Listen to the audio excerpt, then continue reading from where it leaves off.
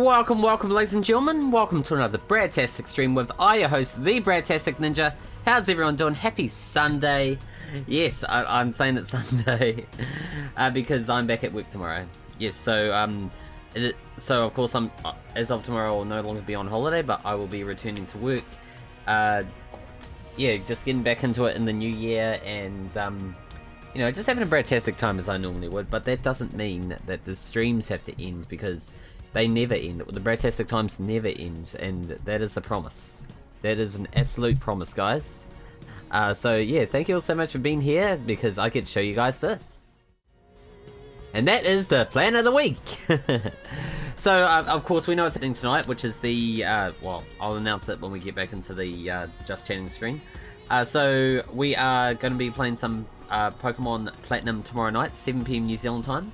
And then we've got some more Wind Waker HD on Wednesday night, 7 PM New Zealand time.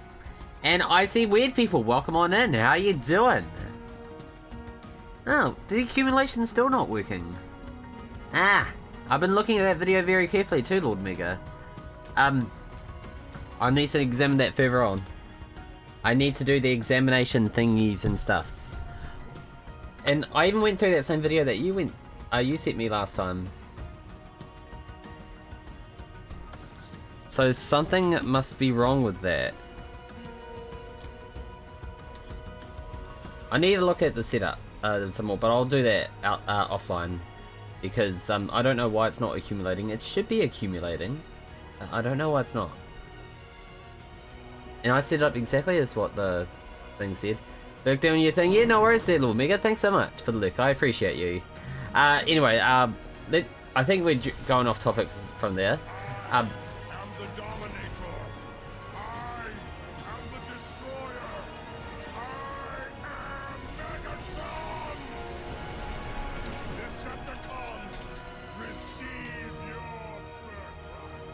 Okay.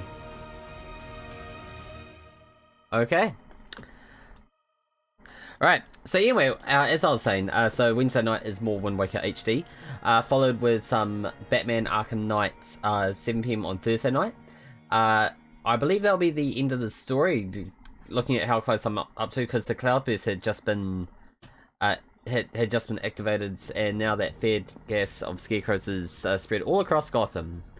And then Thursday night we got some more Final Fantasy Friday with Final Fantasy X. We're now making progress in the story, because we defeated Evray, because Evray was our Everest that stream.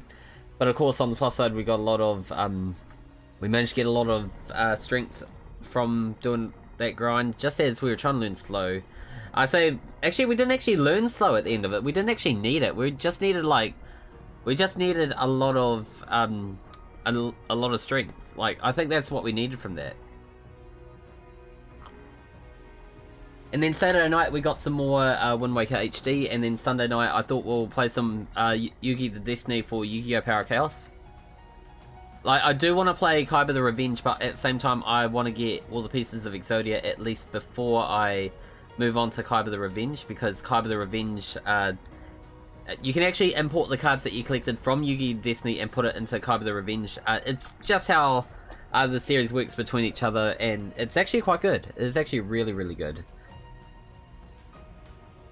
And I'm actually really excited to get the remaining pieces of Exodia, even if it means like 100%ing all the cards, because that's what I want to do. Like, I want to get like either to 100% or even just get all the Exodia pieces at least, and then we can progress. Right. So that was the plan of the. So that is the plan of the upcoming week. But at the same time, I am actually really excited to say that we'll finally be doing my very first Kingdom Hearts tier list stream. So this is the tier list stream that was promised from the charity event that we had last month. All thanks to Felicia. I'll just give her a shout out. So that way, if you're not following her, I recommend you do so at your earliest leisure. If I can pronounce, if I can spell it right, that should be right. My friends are my power. Yep, that's her. That's Felicia, or Carly. And she's a big Kingdom Hearts fan, like a really big Kingdom Hearts fan. Oh, and she's also a Persona fan. I recognise that song. Hey yo. Hey yo. You come in. Supreme. Wait. How far behind am I on chat? I very far do not wish to behind answer on that. chat. I do not wish to answer that. I don't know if we do hit anything if we hit a certain level, Red. I've got no idea. I need to read Supreme's message. Hang on. I know I'm gonna really skip a lot of chat. Message from donation. You wonderful, beautiful, magnificent, legendary UK streamer. Here's my gift from me to you. Treat yourself, dang it. Enjoy the 24-hour stream to the fullest and be a part of something cool. Supreme? Mate! Mate. I do love her accent though. Then again, like I do have a thing for the British accent myself, not gonna lie. You know, it's one of the places I always wanted to go to in terms of overseas travel, and it's been a thing ever since I was 8 years old. You know, just like a lot of the pop culture things I was liking was all based in the UK, so you know, it was like my Harry Potter fandom phase. There was some Doctor Who in there too. Basically anything. Oh, Ace Lightning as well. That was also like it was a mixture of American and British for that one because actually, yeah, because Ace Lightning is a BBC show about a British kid living in America playing a video game. Well, a video game that somehow turns to life. I actually like that show. Who remembers Ace Lightning in chat? Well, don't all say you do it once. I mean, you can if you want, but you know. Yeah.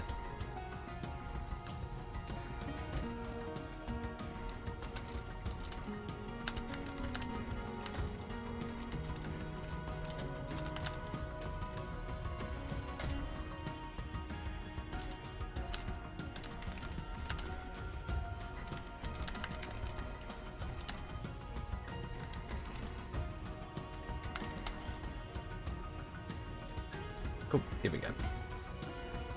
Yeah, so I think we should get started with the tier list. Yeah, I think we should. Alright, so I'm going to be using a slightly different scene for this one. So I'm going to be using the 3DS scene that I had set up. And I might look a little something like this. Yeah, so where I normally am, assuming if I'm playing a 3DS game, is where I'll be. Otherwise, just for tier lists, I'll be like right here in this very window. Trapped, I wouldn't say for all eternity. But at the same time, I thought for any tier list related content, I will feature probably like a compilation of the subject that we're talking about at the very top of the page where my faces normally set. So at the moment it is Kingdom Hearts, so I thought we'll feature just all the openings of all the Kingdom Hearts games in between 1 and 3. And then of course where the top screen of 3DS is just the main feature on what we're going to do. And Ainsley, welcome on in. How are you doing? Happy Sunday. Hope you've had an excellent day and hopefully it's not too hot for you today. It has actually been a wee bit hot down here, but it's actually been the kind of hot that I can tolerate. Yeah, it's actually been a pleasant kind of hot. So yeah, I found a couple of different tier lists that are within the Kingdom Hearts topic that we can go over. And of course I will be discussing in as a fair bit of detail as I possibly can to advise why I've set this particular Kingdom Hearts game to this level. Because at the moment I've got just 6 ranks. So I've got the S rank, the A rank. Well, actually no, we got tiers. So we got the S tier, A tier, B tier, C tier, D tier, and then there's a bottom tier that I set up called not played or not released in New Zealand, because I have noticed that there are a fair few titles in this collection that are, well, they've never released in New Zealand, or maybe I've just not actually had the opportunity to play them. Although that is impossible, because anything that's released in New Zealand I have actually played.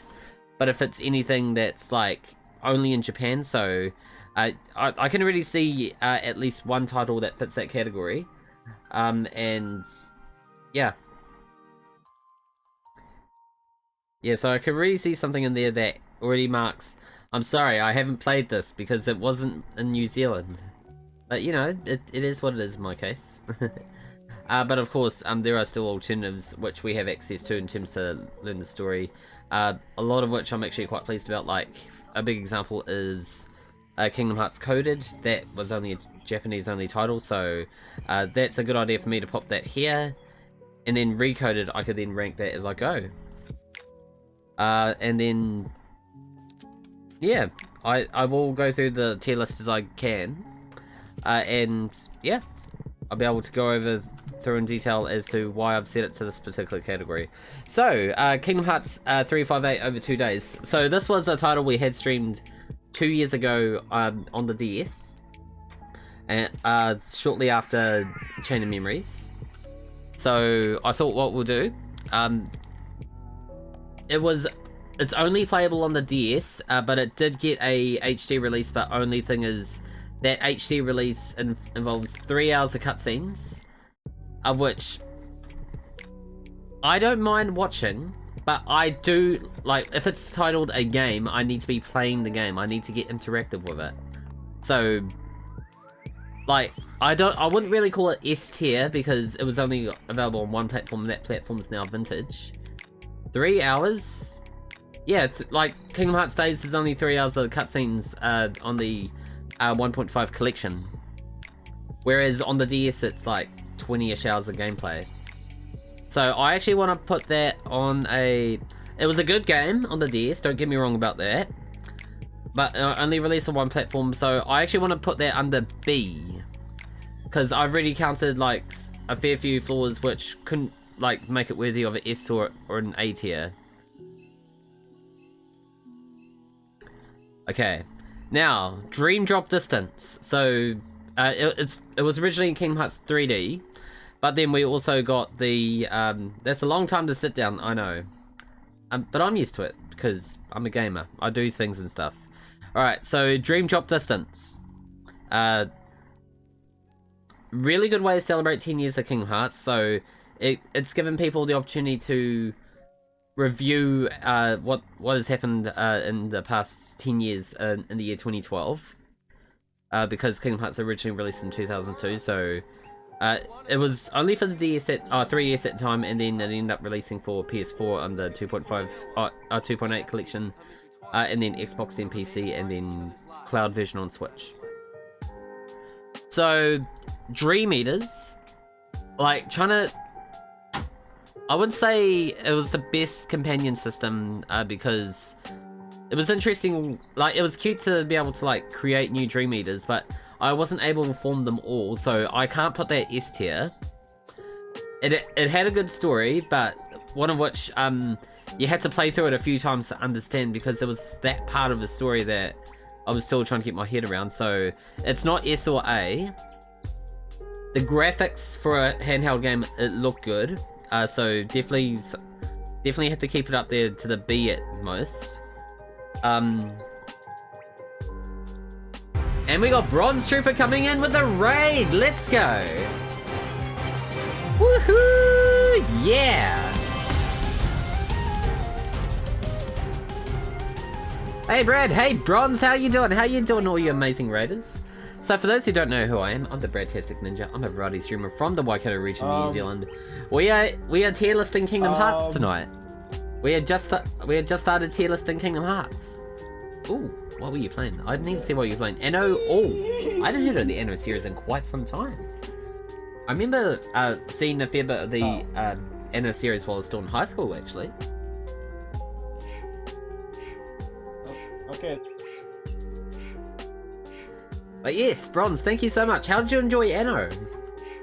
I remember when it was what was it, 1404 or 1707? Something like that, back in the day. Yeah. But yeah, how's your stream, my dude? Hopefully you had such a Bradtastic stream. And yeah, welcome in all the raiders. Bronze is also a member of the Baja squad, much like myself. Here's the little indent that says I am part of the Baja squad. But yeah, seriously, thank you so much for raiding me. Anno is my first ever Anno game, been running through the campaign. Nice! Are you liking it? Like, it's one I've heard, but it's not one I've actually played myself, because it's one of those games that, like, I've heard of it, haven't played it, but I've heard of it. and of course high school was when I heard of it quite a lot. I know there's an 18 and a 2070. Yeah, you've been enjoying it. Nice, that's the way. All right. So yeah, we're tier listing Kingdom Hearts. So I do have another tier list ready after we tier list the games. And then if we do have time spare, I found like a collection of other Kingdom Hearts tier lists that we can go through depending on what time is left over. I couldn't find anything that could categorize tier listing. I can't quite use a Kingdom Hearts category because we're not really playing Kingdom Hearts. We're tier listing the series and all that. And this was something that was made possible thanks to Felicia's charity event, which I was taking part of. I had set this as one of the goals, so yeah, I'm actually doing that tonight. Yes. Alright, so I was just like discussing like my rank as to where I want to put Dream Drop Distance. So given that bits of that particular story you had to run through the game a few times to understand, which of course you would have to for any Kingdom Hearts game. And then at the same time, the Dream Eater leveling system was not the greatest, and of course there was some of the reality shift stuff, and it didn't quite translate too well on future systems because it did start off using a bottom touchscreen. So I think I'm going to B tier Dream Drop Distance. Alright, Chain of Memories. Now, this is the first ever portable Kingdom Hearts game to ever release in 2004 for the Game Boy Advance. There was a downside. Actually, there's a few downsides. So, of course, this was the time where something that started off as a PlayStation game just started appearing on Nintendo, and those who wanted to continue with the series had to, like, save up money for a... had to save up for a different handheld console if they didn't have one already. So it's one of those aspects, sort of things that, yeah, I'm gonna have to and the card system for this is actually not the greatest because it was a big change to the commands that I was used to using in the first Kingdom Hearts game, and at the same time I had to like go to different areas to find the cards I needed, and leveling up it's not as consistent as the first game. So C tier Chain of Memories. Okay, Birth by Sleep Final Mix. I liked what was done to this after having streaming it end of partway through 2022. It did take a while to release in New Zealand because of the fact that it started off as Final Mix, so I'm not Final Mixing, I'm not going to be S-tiering any, like, of the Final Mixes. I think this one will have to be A tier, because I loved Birth by Sleep. Like, I loved Birth by Sleep a lot. My favourite portable Kingdom Hearts game of all time. But I'm only A tiering the, like, the Final Mix variances because... like, they took away multiplayer. So, despite the fact we've got better systems for multiplayer, it's not gonna, it's not gonna cut the mustard for that. So, yeah, like, somehow the developers just don't want to, like, do more to that. And I'm like, come on, you got the ability to, just show the support. And they're like, oh no, we don't want to. And they're just not, they're not coming up with a consistent excuse for that. So, yeah. Oh well, it's okay. Okay, now, but what I do like what kept it A tier is the additions added to Birth by Sleep, which unfortunately you can't, like, go through in the original.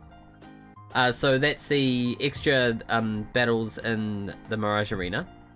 That's also the secret episode as Aqua, although you do have different ways to unlock that, but I was lucky enough to play it on critical mode on stream so that I can unlock it right from the get-go. I didn't like Hom. I tried it in the end and I watched the cutscene recap. I really like BBS and I adore Aqua. Oh man, Aqua. We like Blueberry Mummy. I mean, what? It's a thing that we call Aqua. Alright, now next down the list, Union Cross Dark Road. So this was the mobile game for Kingdom Hearts, the first ever one to release for like the whole world. So I have to say it was a good way to like have everyone involved. However, there are already flaws to it. It's a gacha game where you have to like pay to win. Like, I don't like having to like pay more than what was already paid for just to like get involved with the story.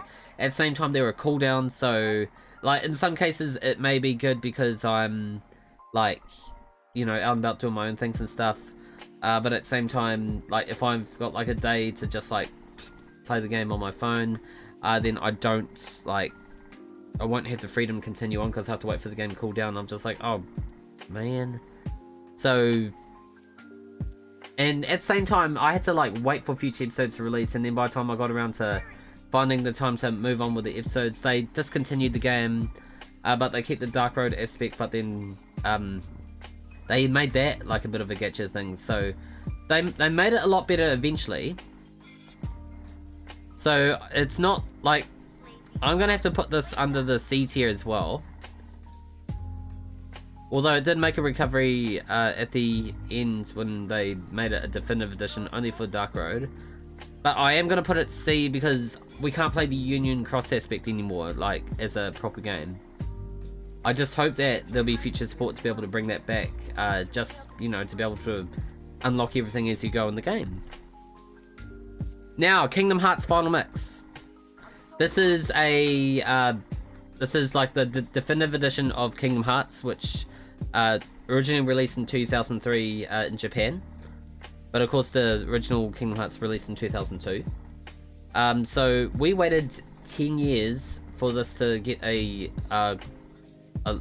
worldwide release. So I don't get Kingdom Hearts Final Mix until the 1.5 collection released for the PS3 in 2013.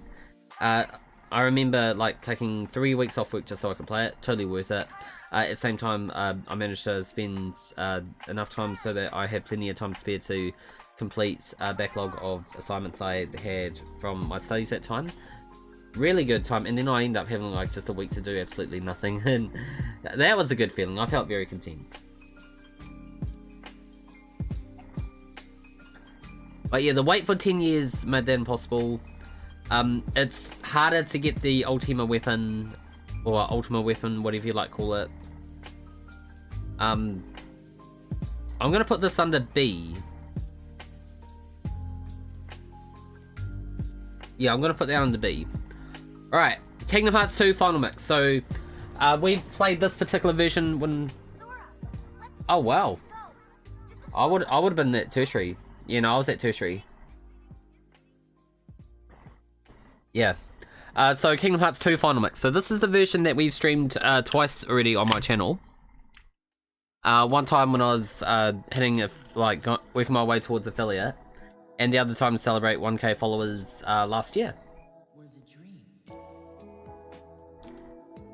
So I have to say, like, this is like, in one aspect, my favorite version of the Kingdom Hearts of Kingdom Hearts 2 ever. But I had to wait because the Final Mix originally, this version released in 2007, but yeah, it's not the one that like really like defined my favorite game of all time. So I'm gonna have to put that under the A tier. Just only for one little thing. If it released like the same time in New Zealand as it did in Japan at the time, I could have actually like said, "Hey, you're an S tier game." But yeah, Kingdom Hearts 2, however, that's definitely S tier because I managed to play that on day one in New Zealand, which at the time was September 2006. Although it did already like slowly release worldwide at the time, but it was like the same year that I was getting into Kingdom Hearts, which was 2006. So I'm putting, yeah, Kingdom Hearts 2 in the S tier, and then the Final Mix counterpart in the A tier, because the only reason why Final Mix is below the original release is because, yeah, it had to be the wait. It was the wait. The wait did it for me. Alright, now, Kingdom Hearts 3. So, This one I had actually been waiting for quite a while at the time. Oh my gosh, this year would be my 10-year reunion. I don't know if I'll go through my recent go. Would be, oh man. I don't know. Do what you like. Kingdom Hearts 3. Now, there wasn't a lot of Final Fantasy in this one. Like, because all we had in terms of Final Fantasy was Moogles. Just Moogles. Oh, and the DLC you had Leon, well, Squall Leon, Yuffie, Aerith, and Sid. But of course, even then, that still wasn't enough because they only featured those characters in the Remind DLC. Of course, even then it wasn't enough. At the same time, which of course completely understand on the circumstances, we've had 2 voice actors for the same character because Rutger Hauer had passed away in between when this game released and the DLC released a year later. Of course, Christopher Lloyd had to be in. Although, what they could have done for the Remind release was actually like redo all of Xehanort's lines with Christopher Lloyd's voice. And that includes even the cutscenes used only in Kingdom Hearts 3. There were some scenes that were reused in the Remind DLC, but at the same time, they only just like used Christopher Lloyd's voice, but did not fix the mouth movement because that was way out of sync for that one. However, Riku, like getting to play as Sora, Riku, Aqua, and even like many of the other characters like in between it all was really a blast in the Remind DLC. You even get to play as Kairi and Mickey, like just to for a really big build up. And there was a moment where you got to play as like 8 Guardians of Light all at once. 8, or was it 7? There was a lot of them. They were all in like one area battling 12, maybe 13 versions of Xehanort.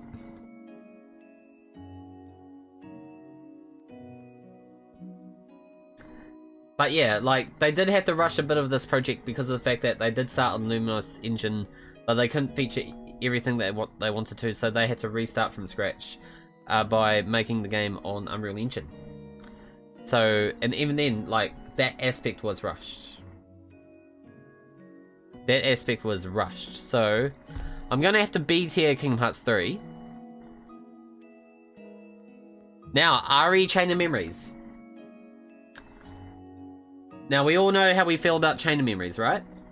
Like everything that was done in Chain of Memories was put into RE Chain of Memories for the PS2. But then released exclusively as an add-on for Final Mix when that released in Japan in 2007. Then end of 2008, an English release released for that, only for America. And then we like outside of America, so New Zealand, Europe, Australia, everywhere that wasn't America or Japan, never got to see this version of the game until 2013 when the 1.5 collection released. So my first honest to god experience with RE Chain of Memories was when 1.5 released on PS3. And like I found myself stuttering from time to time because I was also reliving just like all the trauma that Chain of Memories had provided. So, you know, same everything. Of course, Riku's like dual aspect was very different to that. I like how he's like, just me, or darkness! So I think it would balance out with the C tier as well. Yeah, so I think that's where RE Chain Memories sits for that. Yeah. Now, Recoded. This is the remake to what never released to New Zealand, but of course this eventually did release in New Zealand in 2011, beginning of 2011. I remember playing it just as I was in my very first relationship, which I won't say Yeah, I won't say much about that live on Twitch, thank you.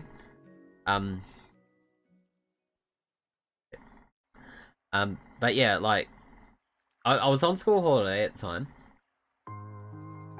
and I just remember watching The Mask in the lounge while I was like having my own first playthrough of this on the DS. I liked it, but of course it had the same downside as Days.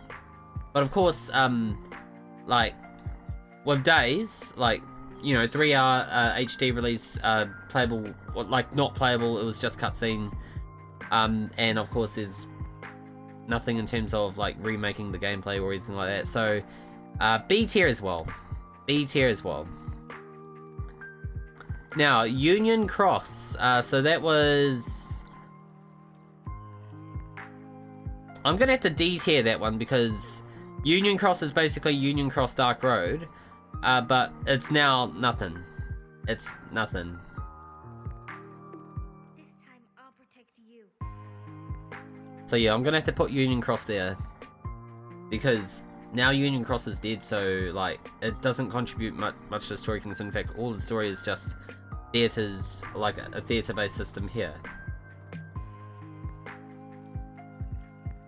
Yeah.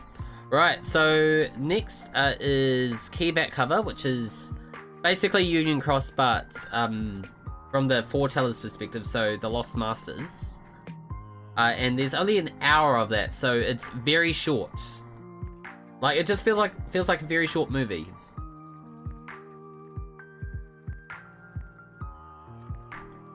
That's right. We were together. Like, an extremely short movie.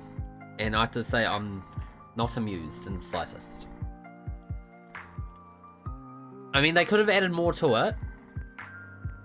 But since that's all it featured, I'm going to have to D-tier that one. Yeah. Now, Melody and Memory. So this is after Kingdom Hearts 3. So it's all about like going through Kairi's memories to search for Sora. Of course, this is the one Kingdom Hearts game I have not streamed that I can currently play. Because it's mainly music. There's nothing new. Oh, like there is just a little bit of new stuff in the story. But like a game that's like 10 hours to play through, only to find that everything is at the end.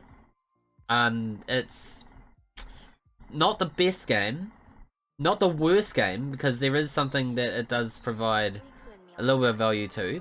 We played together on that island. But I am gonna have to put that as a C tier. This always used to be there, and now it's gone. And of course, like I said, there's a reason why we're not streaming this, because I feel awful. it's the music. Like, I love the music, but of course, Twitch can DMCA me for that. YouTube will do the same thing if I put it as a Let's Play. I tried the demo, I couldn't grasp the controls. I could grasp the controls, like, I can get used to it. So, like, if I couldn't, then I'll just D-tier it. Yeah. Alright, now, Kingdom Hearts 0.2 Birth by Sleep. So we played this during the Easter weekend last year, where we're playing as Aqua, going through the Realm of Darkness. We are, you know, we've been in there for 10 years. We found the Castle of Dreams is down in the Realm of Darkness, along with Enchanted Dominion, and what else was there? The Dwarf Woodlands. We found that Xehanort knows of the Chamber of Waking, that's based in Castle Oblivion, which is why he's set that location to be another spot for the organization to be, which is why Chain of Memories is a thing. It was a good way to demonstrate what Kingdom Hearts is like on Unreal Engine. So I wouldn't put it as a S tier, because 2 hours. That's how long it took for me to complete it. Just 2 hours. So it was very short, but it was to give an idea as to what adventures are like within each of the worlds. So it was a good way to demonstrate that. And then, like, that was when I first experienced Wave of Darkness in 2017. Of course, I didn't play it until the day after it released, because the day of its release, I had already made plans to go see my bestest friend, Jade, and another best friend of mine who was also in the area with us, and we got to discover the board game Quelf. And I actually loved that day. That was such an awesome day. 24th of January. So, the verdict for this, really good gameplay. It got to bring back the command system as what we had in Kingdom Hearts 2, rather than use what Birth by Sleep had originally delivered to us. I'm actually going to, like, for what it delivered, I'm going to have to A tier this. Now the original Kingdom Hearts.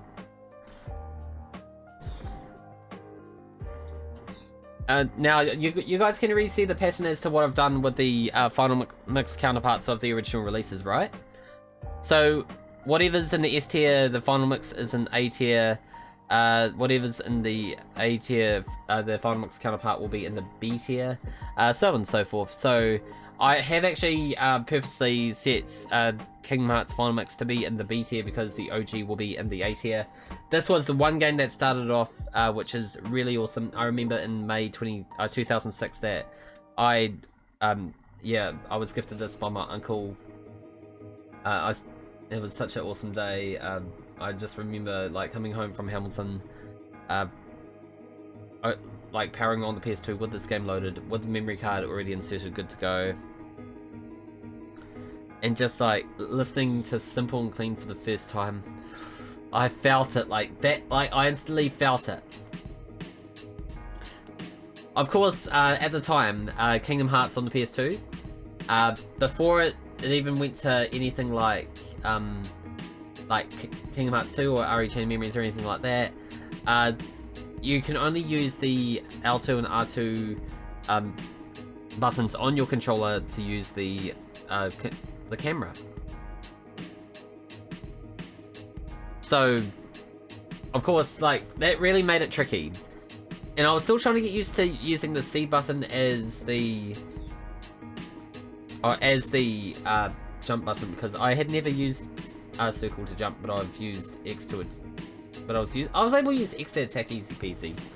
But there were some things that were very tricky, and I can actually still see that a little bit in the Final Mix counterpart.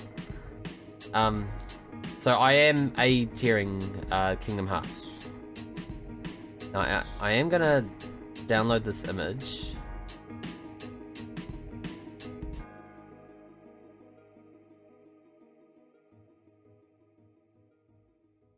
Oh yeah, no, it downloaded just fine, that's cool. Okay. So, yeah, that's my verdict of the Kingdom Hearts games. So, yeah, Birth by Sleep, Kingdom Hearts 2 are all S tier. And that's the PS2 and PSP releases of those games. And then, yeah, the final mixes of 2 and Birth by Sleep, followed with Birth by Sleep, Fragmentary Passage, and the OG Kingdom Hearts is A tier. And, whoa.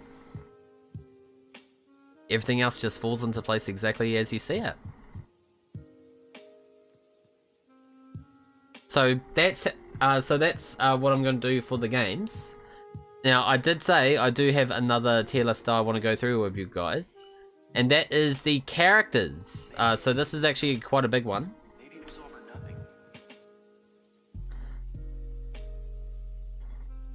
Oh, okay. Now, there's quite a few characters to go through, so a lot of them you probably might have seen in like the games that we played. Others of which you would have only ever seen in the cutscenes, of which I've not streamed because I play games on here. I don't watch movies on here because Twitch does the thing about that. Okay. So this is one of the foretellers. This particular Lost Master, he wanted to be a leader, but he's not happy. He's always causing trouble, so I'm gonna have to D-tier this guy. Aerith, now we do love Aerith, especially in Final Fantasy VII. So I am gonna have to B-tier Aerith. Aladdin, ooh, I like Aladdin's charisma in the movies. You only see probably like a bit of his charisma in the Kingdom Hearts games, and he is seen as a hero. Like, he does have a strong heart to save Jasmine. So I am gonna A tier Aladdin. Now Alice, she hasn't done a lot in the games. So sorry, I'm gonna have to see. Actually, no. She is a Princess of Light, so she is important. So I'm gonna C tier her. Now we got Anna as well. So Anna's been doing her best to save her sister Elsa. But of course, ooh, this is gonna be tricky. Where to put Anna?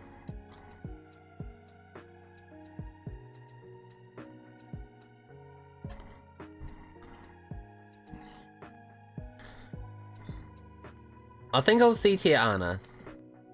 Now, Ansem the Wise, he is actually a key character in this series.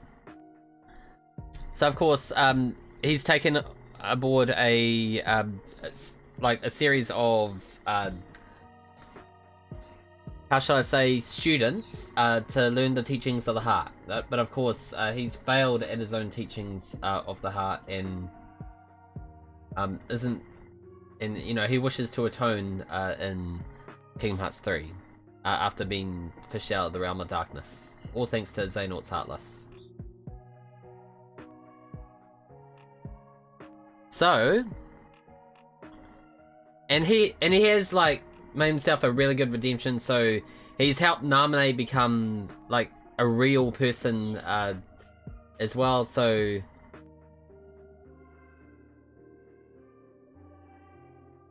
and even then, like, he's helped Kairi go through the memories and Melody of Memories, and has helped realize the theory as to what's coming on in the next phase of Kingdom Hearts. So that's how we're able to learn the fictional realm, which we're going to experience in Kingdom Hearts 4.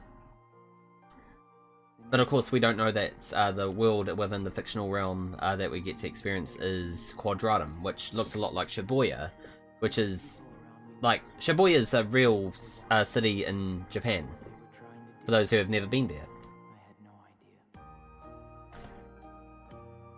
So I want to put Ansem the Wise as an A tier character because of the fact that he's helped answer some questions as to where Sora is. That's my main reason. And he's been able to save himself by atoning to... Yeah, just like atoning to everything that he's done, which had actually led like to all the event, like a majority of the events that was seen in the Kingdom Hearts series. Now, Ansem, or Xehanort's Heartless, Seeker of Darkness. So, like, he is the main villain, and it was a pain to fight in the first game. Now, don't get me started during that first run ever. Things happened. Lots and lots of things. I remember having to redo that battle time and time again. It took weeks. It took absolute weeks on my first run. I was crying, like, when I finally got there.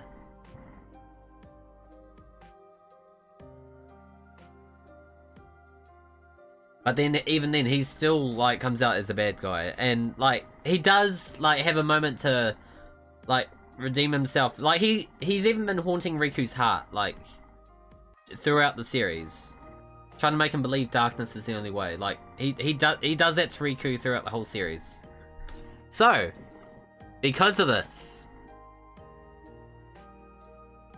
I am gonna put him... I'm gonna C tier him because he's only actually had, like, one good thing. Like, just, like, make Riku realize he's actually gonna miss him and he's actually been a friend, and he acknowledges that.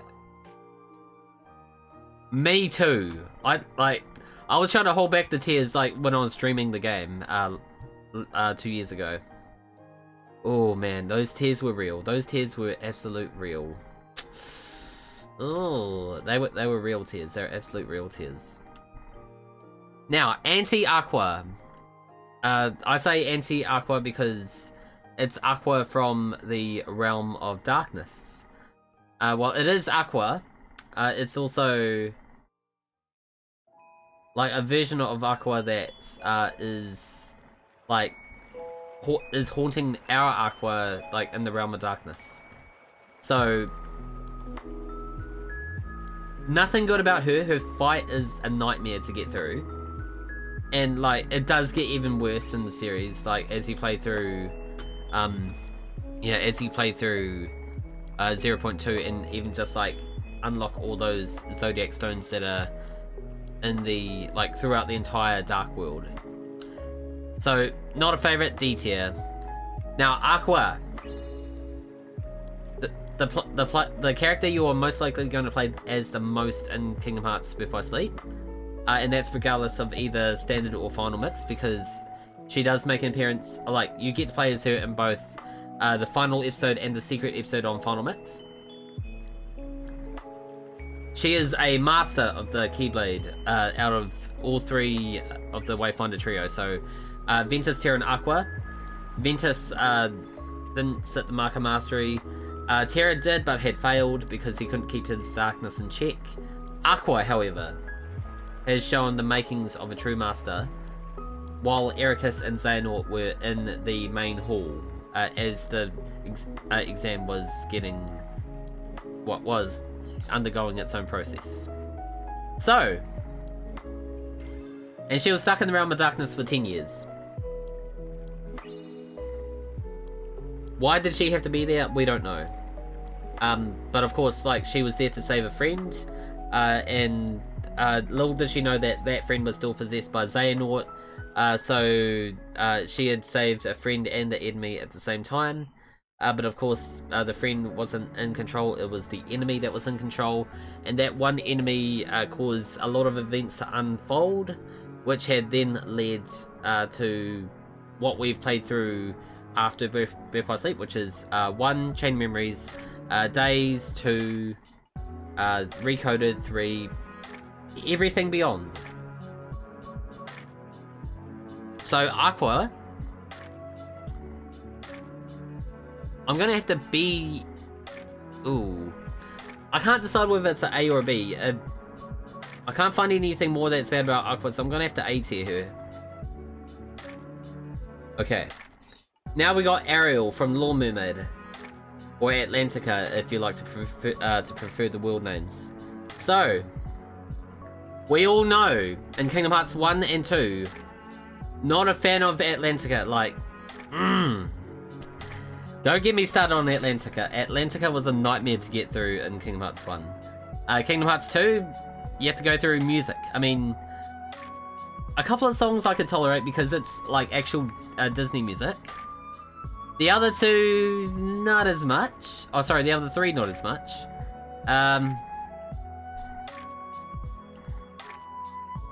The boss battles in Kingdom Hearts 1, Atlantica, yeah, I'm sorry. She was not a lot of help. She kept on fainting, so yeah, D tier. Now, Auron from Final Fantasy X was helping us in the Underworld in Kingdom Hearts 2. Now, there's something really good about Auron that had happened in Kingdom Hearts 2 that I have to admit is like one of the best things that ever happened in the series. And it was a burn on Hades. So, to revise, Hades said the words, "Do you forget who you're talking to? I am the Lord of the Dead." Auron quickly whips up the words, no wonder no one wants to die. So of course, like, there was a burn on Hades despite the fact he's already on fire. So, I'm S-tiering Auron. He knows how to kick ass. He absolutely knows how to kick ass, and it's not just with his sword, or his boots, but with his choice of words. Against Hades.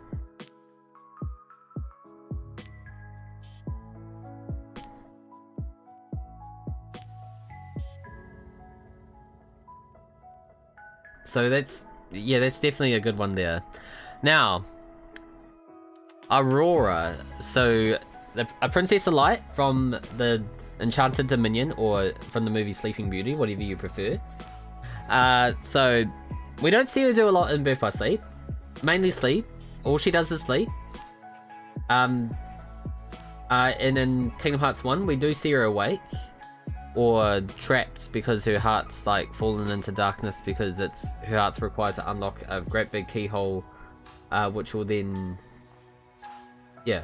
Although at the same time, her heart is one of 7 pieces of light to go with 13 pieces of darkness to form the Keyblade, which is the counterpart of Kingdom Hearts. Which is what Xehanort was seeking for all this time. So there are a few key aspects which makes Aurora good.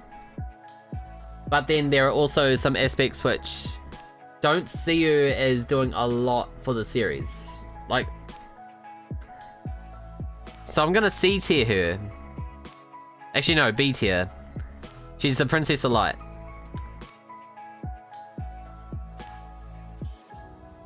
Okay, so this particular foreteller had formed the Dandelions, who are a group of Keyblade wielders who flock around to the world outside, and they help form the Union afterwards as well. So she is actually a key from the key back cover story. So I'm gonna B tier her because of her actions. So she hasn't done anything bad that can make her, like she is actually a key character, but she's not, like, up there for me, to be honest. So I am going to B tier her. Or Axel, or Lee, whichever you prefer. Wait, do I have a Lee in here? No, I just have an Axel. Okay. So Axel. We know everyone here loves Axel. If not Axel, then Reno, who is voiced by the same guy, Quentin Flynn. So he's the guy who says the words, "Got it memorized?" Or, "Burn, baby!" So, we learned, like, he doesn't take the dark, like, we learned that even though he was one of the 13 members of Organization 13, he never sided for Xemnas in the first place, because, like, he was there for his own reasons. Like, he was there to save a friend who he and Isa, before he became a nobody, Syax, was trying to save in the organization. So we knew he had really great really great reasons for joining the organization. We knew that he was trying to, like, get into the castle to save a friend in Radiant Garden. And then, like, he even tried to help Sora throughout his journey, although his appearance for it was not ideal. Like, he did give some creepy vibes to Kairi way back when. So I'm gonna have to S tier him, because he's also a Guardian of Light.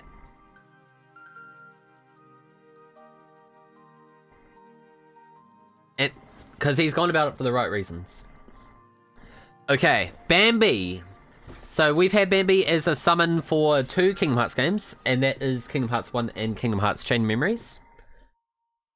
I've not used Bambi that much, but whenever I needed to use Bambi to help heal in battle, and there were reasons I couldn't, because, of course, when I try to use Cure, I keep on getting my butt whipped. Yes, that does happen. Yes, it has been known to happen, yep. And my butt still hurts from that. So I'm gonna B tier Bambi, because Bambi's reasons for healing me does come in handy, especially in... It actually came in handy a lot more in Chain Memories than it did in 1, because Kingdom Hearts Chain Memories I was not a fan of.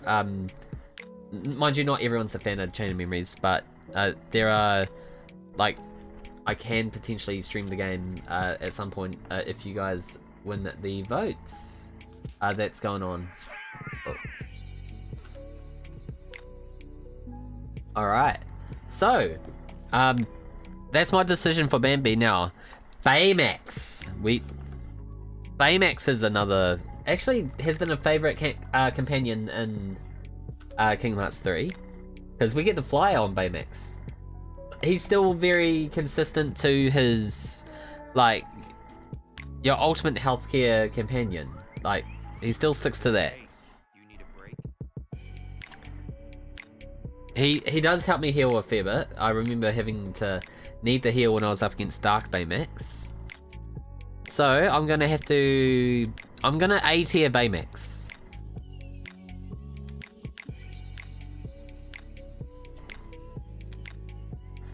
Now, Beast. He's like one of the strongest companions I've ever had to, like, have in the game. Of course, he does have anger issues, so which we learned in Kingdom Hearts 2. I like that in Kingdom Hearts 1, his heart stays strong, and he traveled from Beast Castle to Hollow Bastion without, like, a gummy ship or a vessel. His heart remained strong. But of course, like, he was listening to advice from Zoldan, which had a dark turn at the end of days, and then yeah, eventually he was, like, just in the palm of his hands just so he could become a Heartless, and then given that Beast has a strong heart, he could have had a Nobody created as well.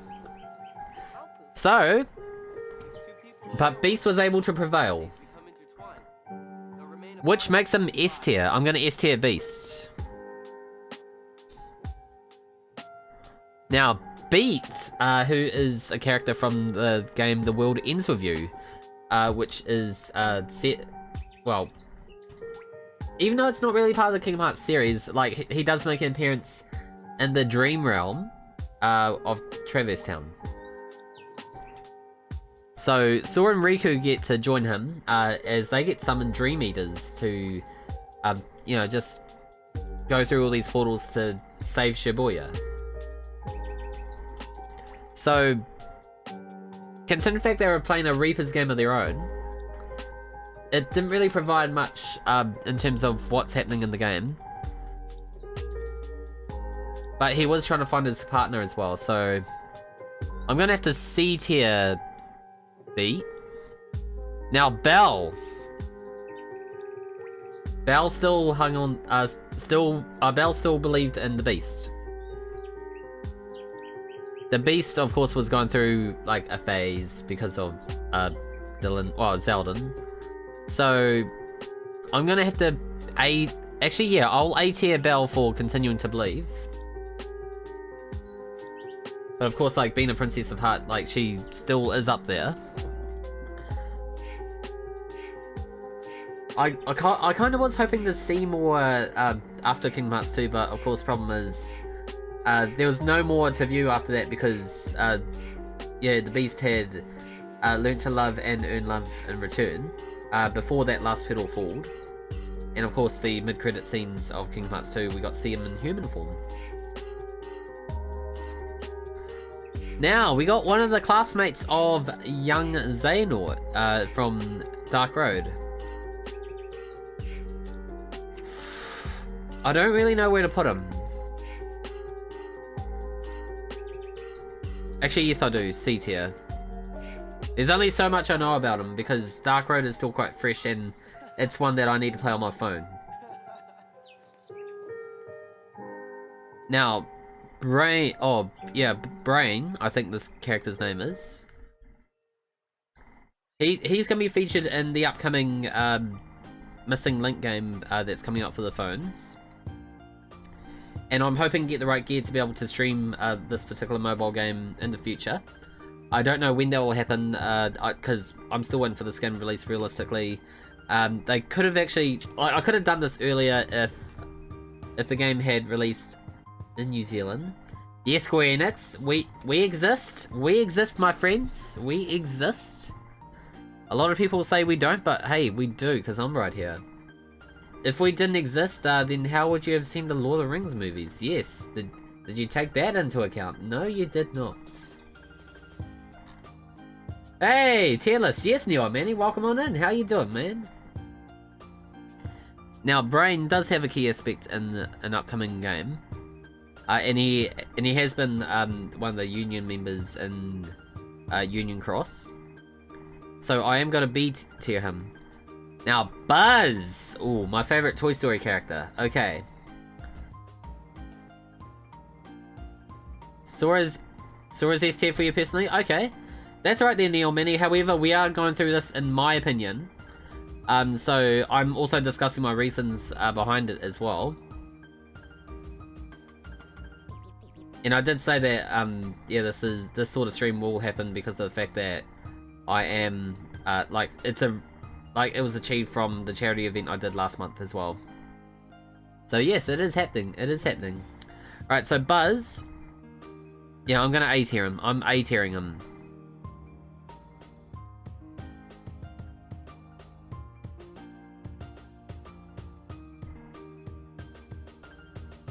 Alright, here we go. Now we got Captain Hook. Captain Hook. Ooh. His boss battle in Kingdom Hearts 1 was not easy. I remember having a faint that first time around. Birth by Sleep, Walk in the Park. Chain of Memories on Game Boy Advance was quite a bit to pull out with. RE Chain Memories, also a walk in the park.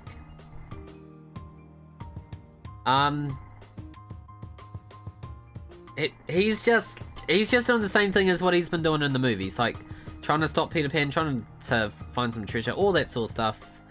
I'm gonna C tier Hook. Chicken Little. Now, Chicken Little was only a summon in Kingdom Hearts 2. FPS mode on Chicken Little was not the easiest to learn. I didn't help contribute too much in terms of helping me level up the way I need to. Now, I get it, he's like one of those, like, small is powerful kind of characters. However, I'm gonna have to D tier Chicken Little. I'm not a fan of his summon, to be honest. I don't like it. Now, given that we're going through this alphabetically, I'm going to say this is Chip. And then that will make Dale round about here. So we've got Chip and Dale.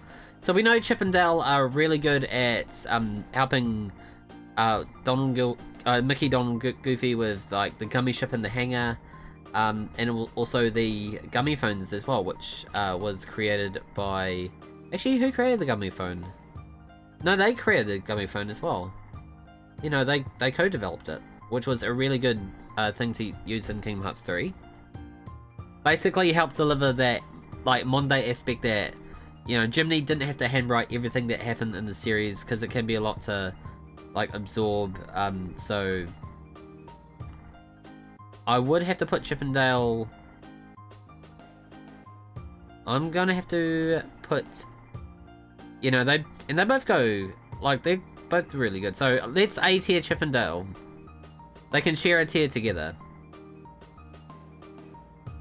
Now, Chirithy. So we know Chirithy from the Kingdom Hearts Key era, so the Age of Fairy Tales. And also Kingdom Hearts 3 and the Remind DLC. Oh, and... Yeah. Yeah. And just those two, really.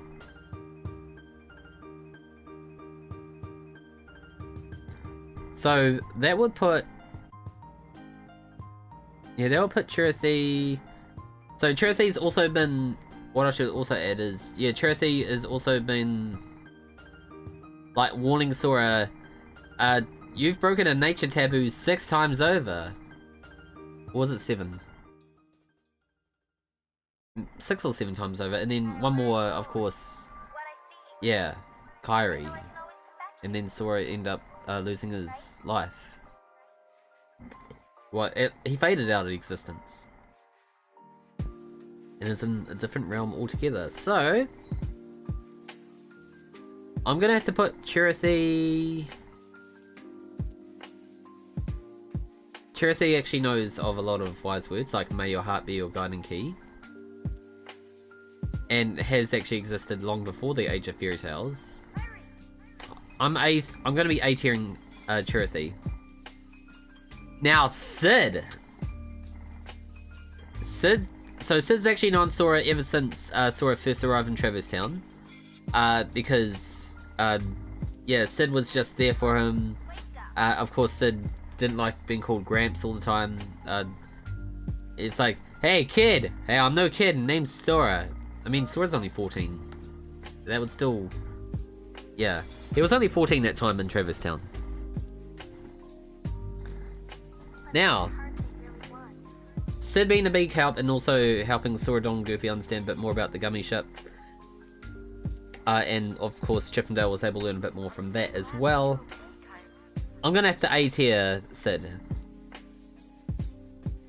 Now, Cinderella. She had a moment where her heart was finding it hard to not believe, and then she ended up making Tara realize like how powerful like dreams can come true just by believing. And yeah, like she's, and also as the Princess of Heart, like she has shown a lot to Tara and even to Aqua as well. So I'm gonna have to A tier Cinderella. Oh, now we got our boy Cloud. Yes, we love Cloud, guys. Cloud is good boy. Cloud is very good. So, Cloud, we all know that he's had a bit of a dark phase in Kingdom Hearts 1 and Chain of Memories, and also Recoded. But of course, Kingdom Hearts 2, we know he's trying to fight off the darkness, and of course, he's gonna get Sephiroth for this.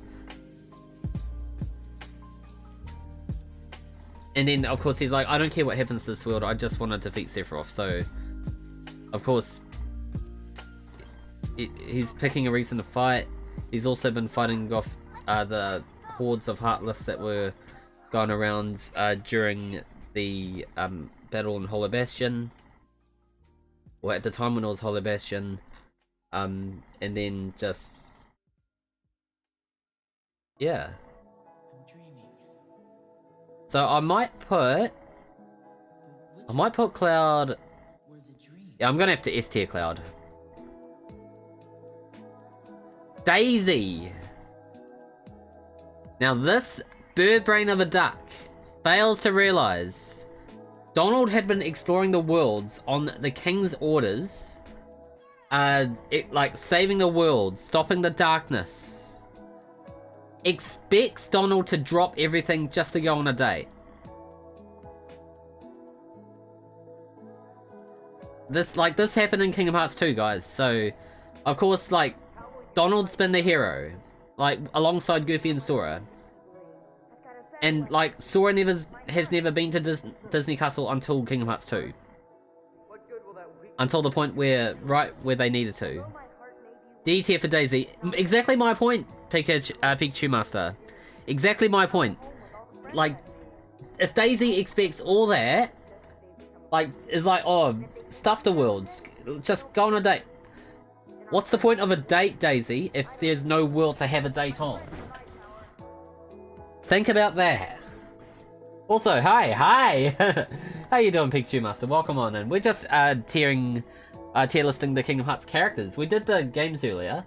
I will share an image of what the list will look like after stream on the Twitter and Discord. But yeah, I just thought I'd go over the characters at the moment. So the Dalmatians. 99 of them got captured and scattered across the worlds in Kingdom Hearts 1.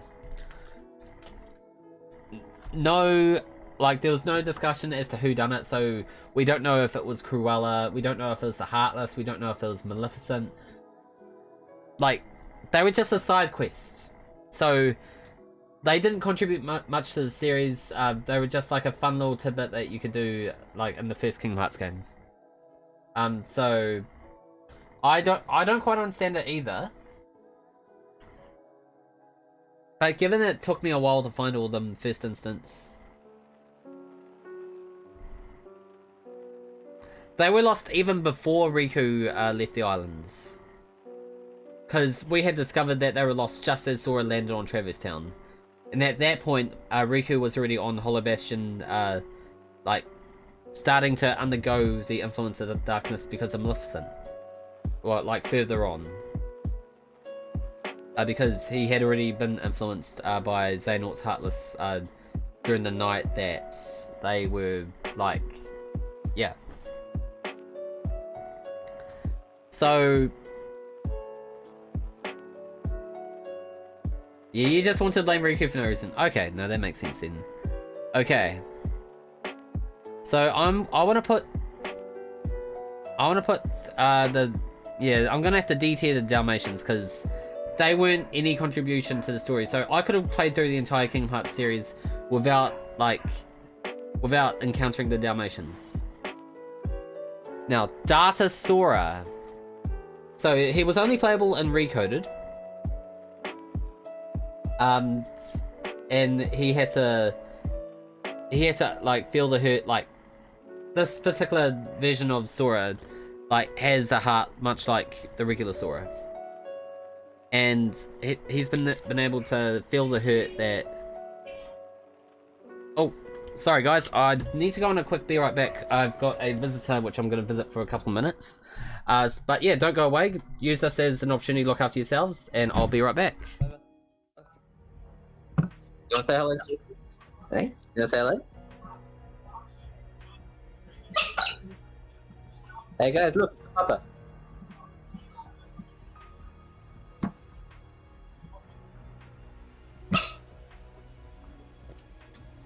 Okay, off you go. Off you go. Jen.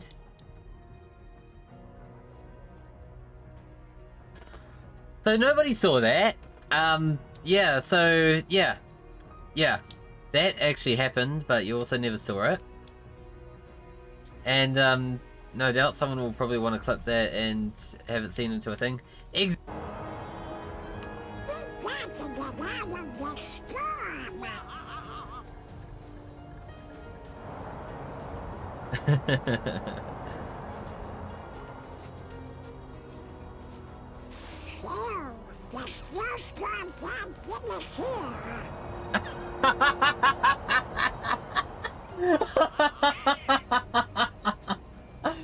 The snowstorm can't get us here, then it just blew Donald Goofy away. Tank boy! Tank boy! Tank boy! Ouch, what are you yelling at me for? Listen, Pally. What do you think you're doing? This is the machine that cleanses the souls condemned to HFIL. This isn't a game. Hello? What are we doing here? We're playing a game on stream. I'll tell you what is a game and what isn't a game. This is a game. I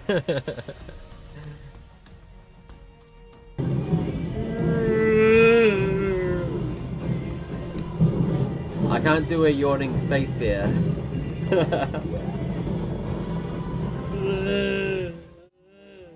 Right, so sorry about that, guys.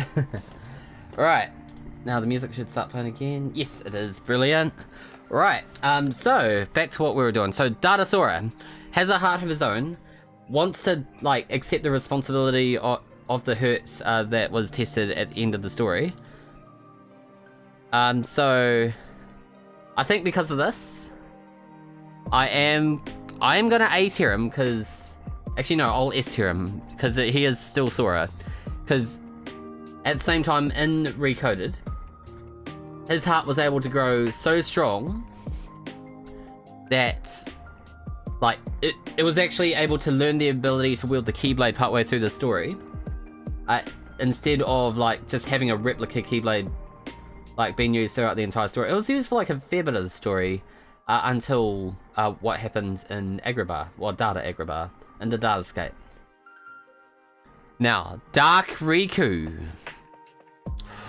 Dark Riku. So, this was Riku when Xehanort had taken over his heart and was just like, he was having a phase. Like, he just wanted, like, he believed that it was his finest hour, but we know that Riku says that it was his hour of weakness.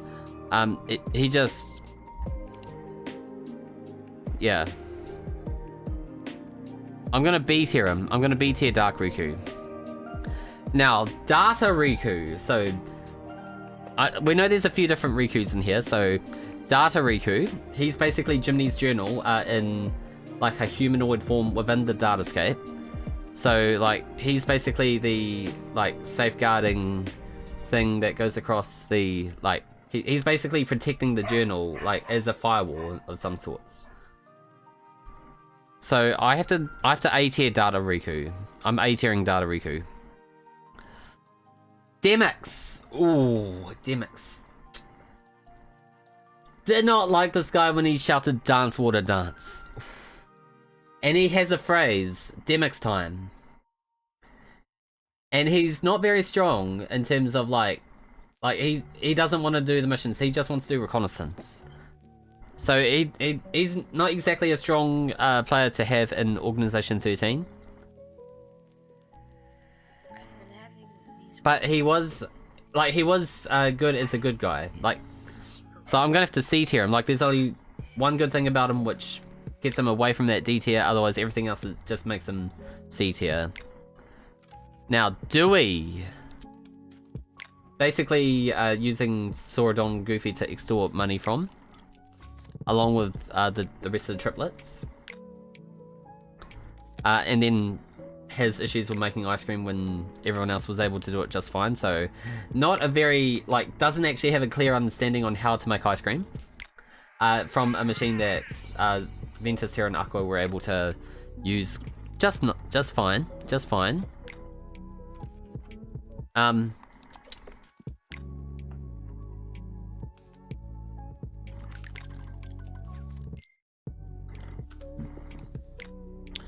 So, D tier. I'm gonna D tier the triplets.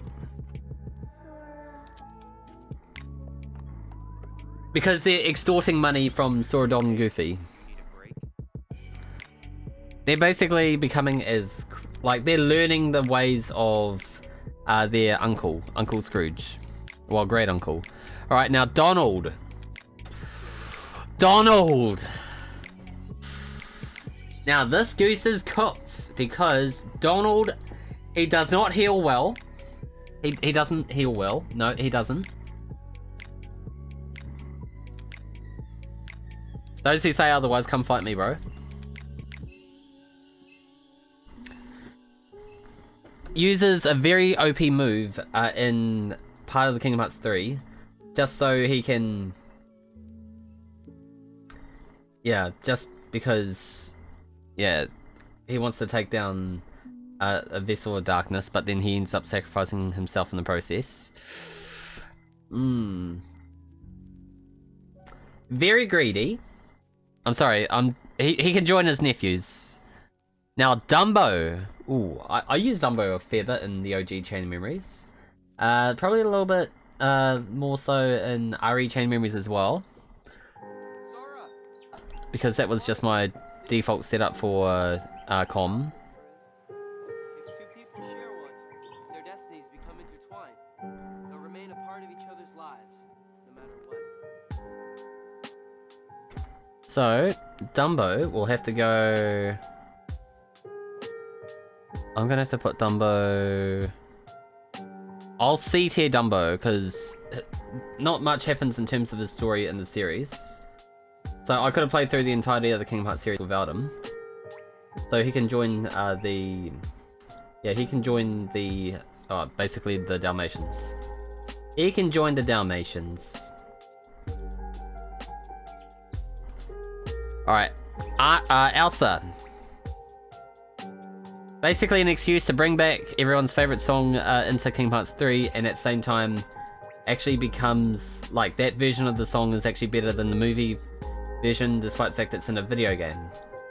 So...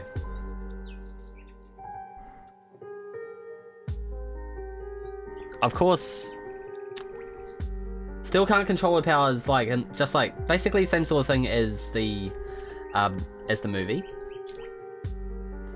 It's basically shot for shot, but looks better in Kingdom Hearts 3. So I'm gonna B tier Elsa. Okay. Now, Ephema. It is believed that Ephema is the father to Xehanort. But of course, was also trying to have a look at the Book of Prophecies before the Keyblade War.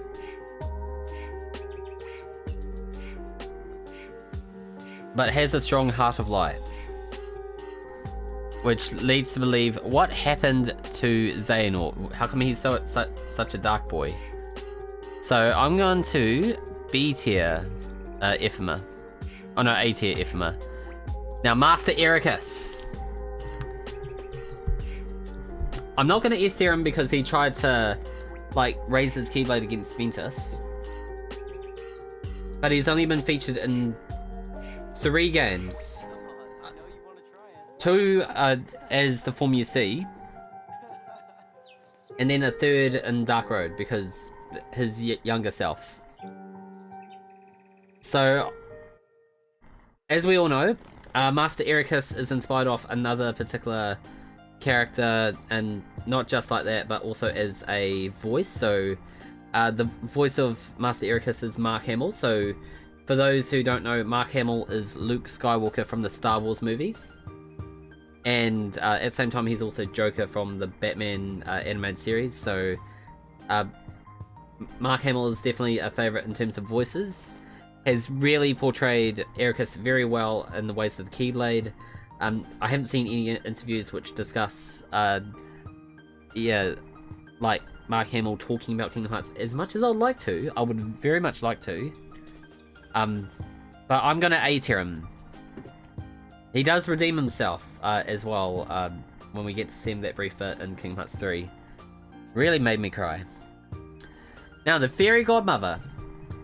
She's only appeared in the, just a brief bit in terms of helping us create the summons in Kingdom Hearts 1.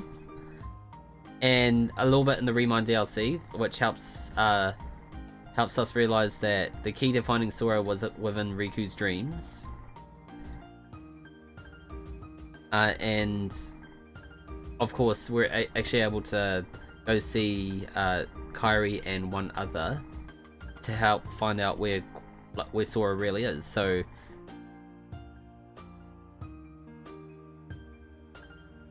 much like Chirithy, I'm gonna have to A tier the Fairy Godmother.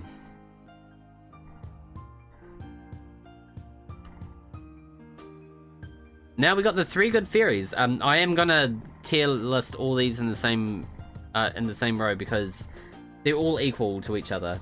So we do get to see them in Birth by Sleep and Kingdom Hearts 2.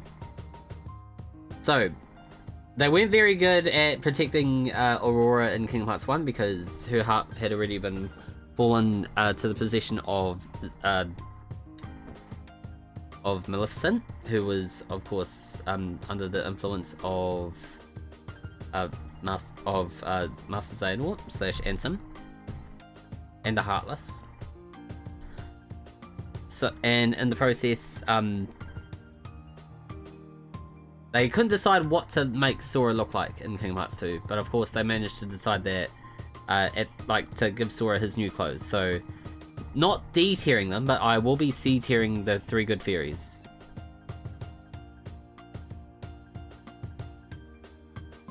Now, Flynn. What I quite like about the voice actor of Flynn, he wanted to be Flynn in Kingdom Hearts, Tangled, just so he can be Flynn in a future Kingdom Hearts game. Of course, little did he know that he was going to be featured in Kingdom Hearts 3. So, I quite like the heart that this guy had. And I quite like that the charisma from the movie is still intact in Kingdom Hearts 3. It works out perfectly. That's like things that I like about Flynn. I'm gonna have to A tier him. Like, he's only in one world in Kingdom Hearts 3, but, you know, it's enough to get an A tier. Now, I think her name is Fi. She was...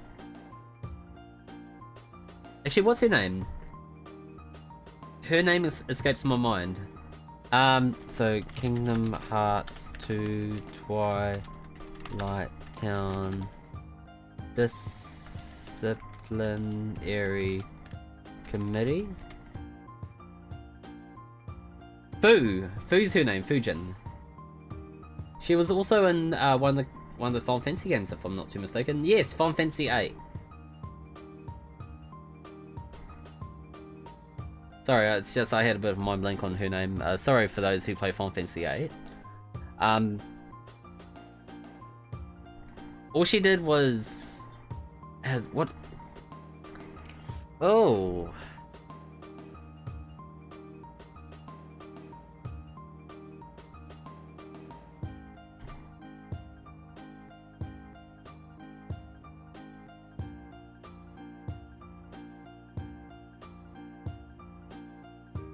Yeah, Fu I'm gonna have to C tier. Nothing that can hate her as a D tier, but she doesn't have a lot to contribute to put her into SAB or SA or B.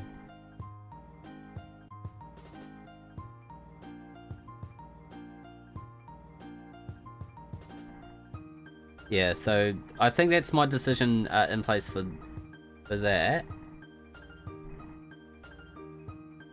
Now, Genie. Dan Castanella and some other voice who was trying to, like, have Robin Williams' memory strong.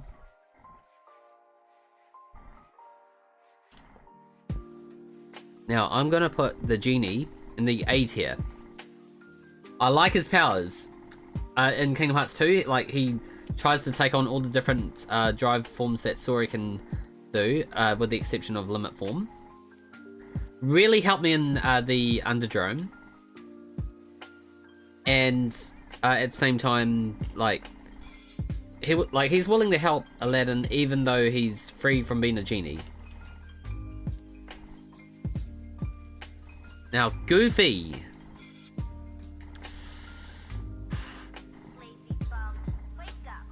Goofy, he's actually had some smart moments here, like using his shield in Olympus Olympus, like just and even in Arendelle as well.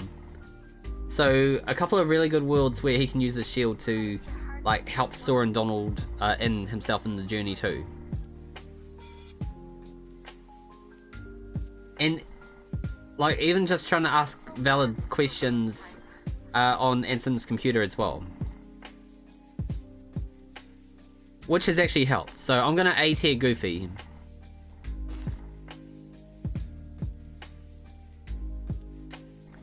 Now another foreteller, so they're trying to help find out who's sus. So I'm going to actually I'll C tier this one. Oh no, I'll B tier. No, C tier. I C tier. Hades! Oh. He got butt burnt by Auron. Sorry, Hades, nothing personal. He also failed to, like, he's not, like, as a villain, he's not taken seriously anymore. Because I've seen that in Kingdom Hearts 3. He's like, exits that away. He has like a great big plan, and just as it fails, he's just not taken seriously anymore. Yeah. So I'm C-tiering Hades. Hayna! He wanted pretzels to go to the beach. Of course, he had a really good plan for saving up money to go to the beach with Riku, Pence, and Olette. So I reckon I'm gonna put Hayna in the B tier. Plus he did try to kick Xehanort's Heartless in the head. Hercules. Yeah, I'm gonna have to A tier Hercules because like he's helped Sora believe like how to get his strength back, and he helped Sora believe with all of his heart he can do it. Especially having like a bit of a weak phase beginning of Kingdom Hearts 3, because Xehanort almost just made Sora lost all of his powers, which happens all the time in all the Kingdom Hearts games, because that's actually a key thing as to how Sora goes back to level 1 in all the games. So to explain this, when Sora was starting his adventure in Castle Oblivion after Kingdom Hearts 1, of course, entering the castle made him forget every ability he's ever learnt, so therefore got him back to level 1. Kingdom Hearts, like, from Chain Memories to Kingdom Hearts 2, he was asleep. He was asleep for over a year. Well, almost a year. From Kingdom Hearts 2 to Recoded, well, it's not exactly the same Sora, it's Data Sora. So, of course, brand new Sora, brand new skill set. Yeah. But even then, moving on to Dream Drop Distance, of course, it's, yeah, main series Sora. But, of course, he had to start off on a fresh slate, according to Yen Sid. So, of course, naturally, back to level 1. And then, from, yeah, Dream Drop Distance to 3, he's gone all the way back to level 1 because Xehanort had taken away most of his abilities already, and made him weak again.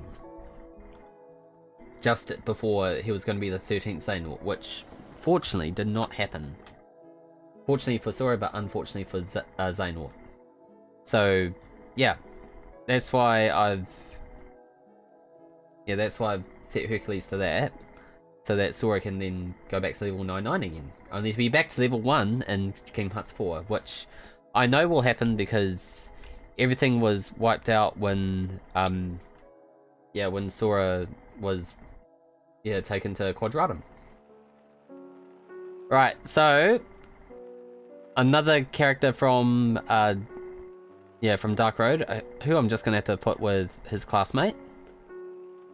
Another foreteller, oh,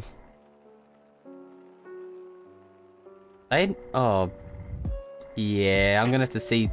Now, this was the leader of the foretellers should the Master and Masters have disappeared, so he was meant to, like, he was trying to, like, get everyone to undergo the Master's teachings, but of course he failed, so, oh, yeah, I'll actually put him in the B tier. Now, Jack Skellington. Jack. He was good in Kingdom Hearts 1. Kingdom Hearts 2, he still had a heart set for Christmas. Even though Santa Claus had given him the whole thing, and he didn't, like, he wasn't as menacing as what he was like in the movie. And Donatello, thank you so much for that Bradtastic follow. I really appreciate you. Hope you're having such an excellent day. Donatello, I'm sorry, could you not pin a link in my chats? There are a couple of ways you could go about this. Yeah, you can either message the one of my mods for it, although my mods are lurking doing things and stuff at the moment, or you could be responsible and just go through the Discord. Yeah, sorry, it's just I don't have links in my chat for security reasons, and it doesn't matter whether they are trustworthy links or what's my Discord. So just use the ! Discord link in the just in the commands, or just go to my link tree. But before you do anything, can I just ask what that link was? Can I just ask what it was, please?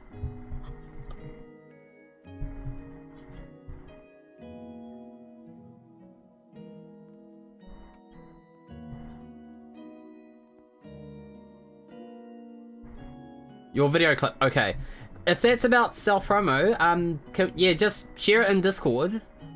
But yeah, please don't share it in my chat while I'm live, because that is unsolicited self-promoing. And yeah, other streamers don't actually approve of that. And of course, just coming in and sharing that as as your first message doesn't quite give off good impressions. I do apologize.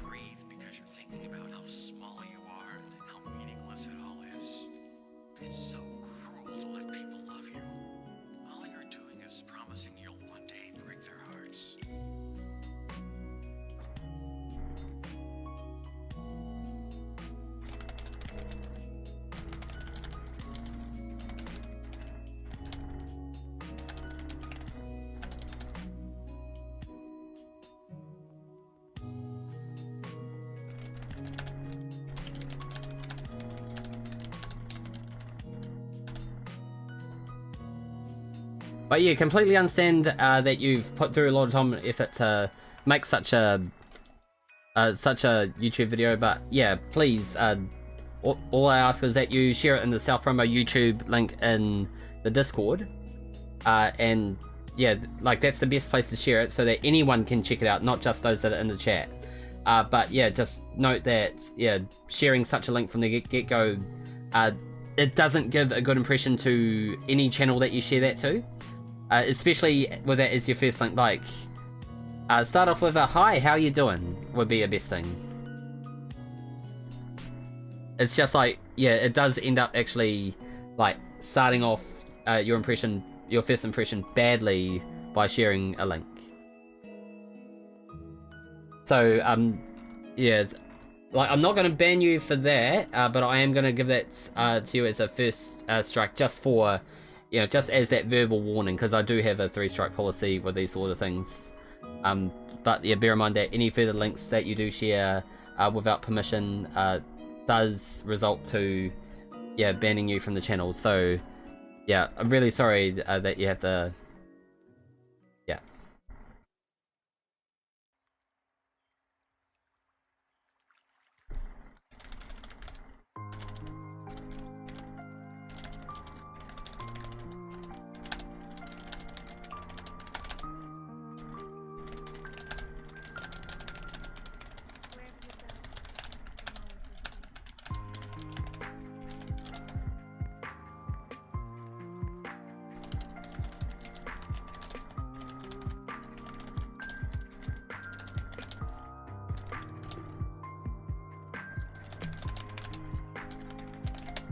But yeah, especially with me streaming, yeah, completely understand you've made something, but it does take the thunder from what I'm trying to host as well, especially all the time and effort I've put to making something like this happen. It's just you don't do it to other streamers, like you...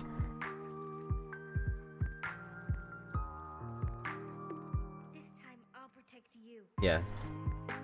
But bear in mind, yeah, doing such a thing while self-promoting has actually added a second strike, so yeah, please make the rest of your impression worthwhile, otherwise I will ban you. Oh, cheers for that Pikachu Master, I appreciate you, man. But yeah, guys, just don't do what Donatello did on any channel, please. Sharing the YouTube link like that without saying hello, not good, especially since he did make content himself. Oh, well, themselves, and yeah. And just like self-promoting about my channel, which basically does add an extra strike to his name. So of course, if he does anything else like that on my channel again, he is going to get banned. Now, anyway, let's focus away from that negativity and move forward with the positivity, which is where I'm going to put Jack Skellington. So, Jack, as we all know, does not want to take over Christmas as much as he wanted to in the movie.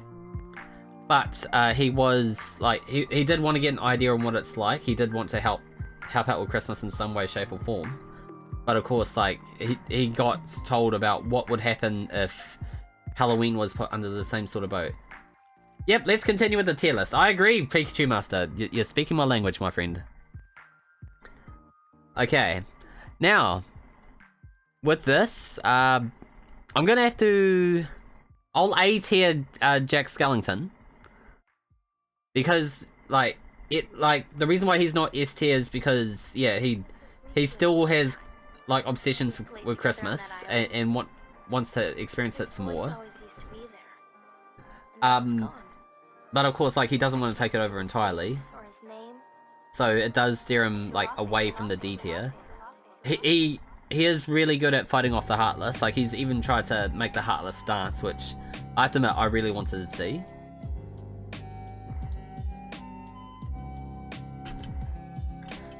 Now we got Jack Sparrow. Whoa, hang on. Captain Jack Sparrow. So, he was really good in Kingdom Hearts 2. Kingdom Hearts 3, it was hard to understand what sort of world he was in, considering the fact that, like, the Caribbean in Kingdom Hearts 3 just, like, replicated what happened in the second and third Pirates of the Caribbean movies. Mainly the third.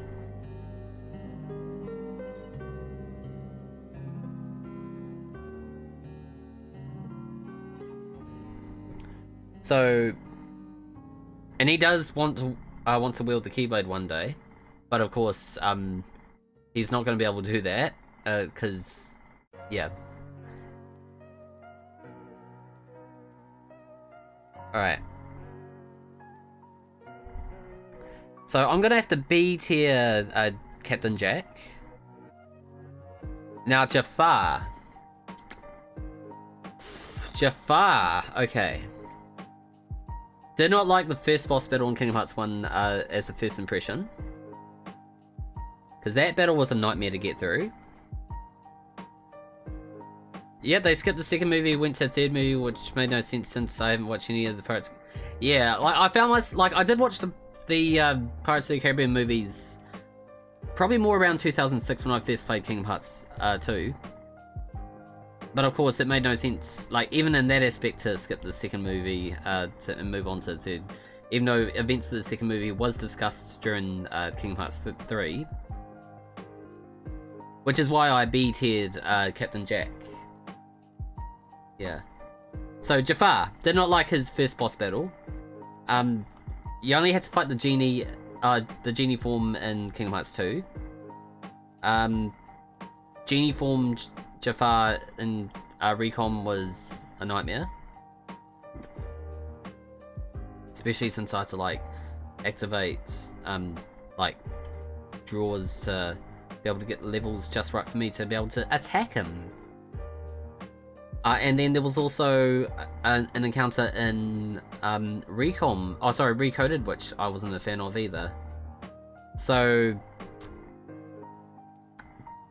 I'll C tier him.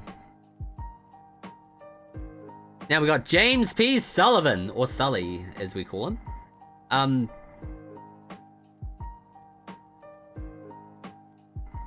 I can't say there was anything bad. I feel kind of neutral towards Sully in Kingdom Hearts 3. So I'm going to have to put him in the middle ground, so B tier. Jasmine, Princess of Light. At the same time, has helped Sora a fair bit as Princess of Light. But I also have middle ground for her too, so I'm going to have to B tier Jasmine. Although, I am going to change that, because I do have really good friends of mine who favour Jasmine, so I'm actually going to change that B to an A.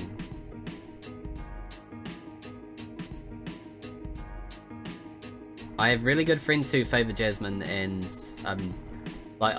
I've set Jasmine to that tier for them. Now they know who they are. Yes, they do. Alright, Jiminy Cricket. I reckon this character puts a lot of effort to like be able to absorb all the information that's needed as to what's happened in each of the games, just so he can write a journal. And he's even been able to like find that at ease in the Gummy phone. So he's basically got his own app where he can like enter all the data and it talks through its own network on its own cloud. So perfect. I like the effort that this guy puts in just to document like a series of journals as to what's happened to like the worlds and all that. So it's not easy for anyone to do that. I bet Nomura's like had quite a struggle to do this. So I'm S tiering Jiminy Cricket because nothing bad against this guy. Everything is just perfect. Like, I like the effort that Jiminy Cricket puts together for the journals. Now, Kairi. Oh, Kairi. Okay. So, gets kidnapped in the first Kingdom Hearts game. Gets kidnapped again in the second Kingdom Hearts, Kingdom Hearts 2, because of, yeah, you know, you know, oh,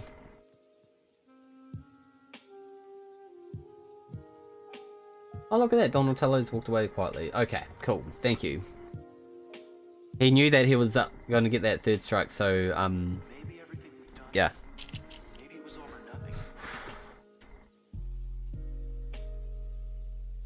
Okay, never mind that. So Kairi, she did make the Xehanort battle tough in Remind, and the DLC for Kingdom Hearts 3.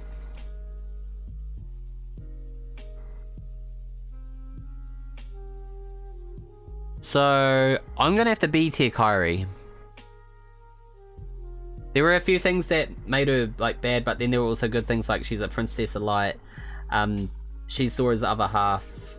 You know, Sora, it goes completely ooh-woo over her. But yeah. Like, Kyrie makes Sora's heart go ada ada. I think. Oh me, oh my. Yeah, that's what that translates to. Replica program. Shield was a puppet made to replicate my powers. The Keyblade's powers. So that's what I'm gonna do for that one. Now, Larxene, ooh. I did not like her fights in Recom, or like OG Com was, you know, not the greatest, but not the worst.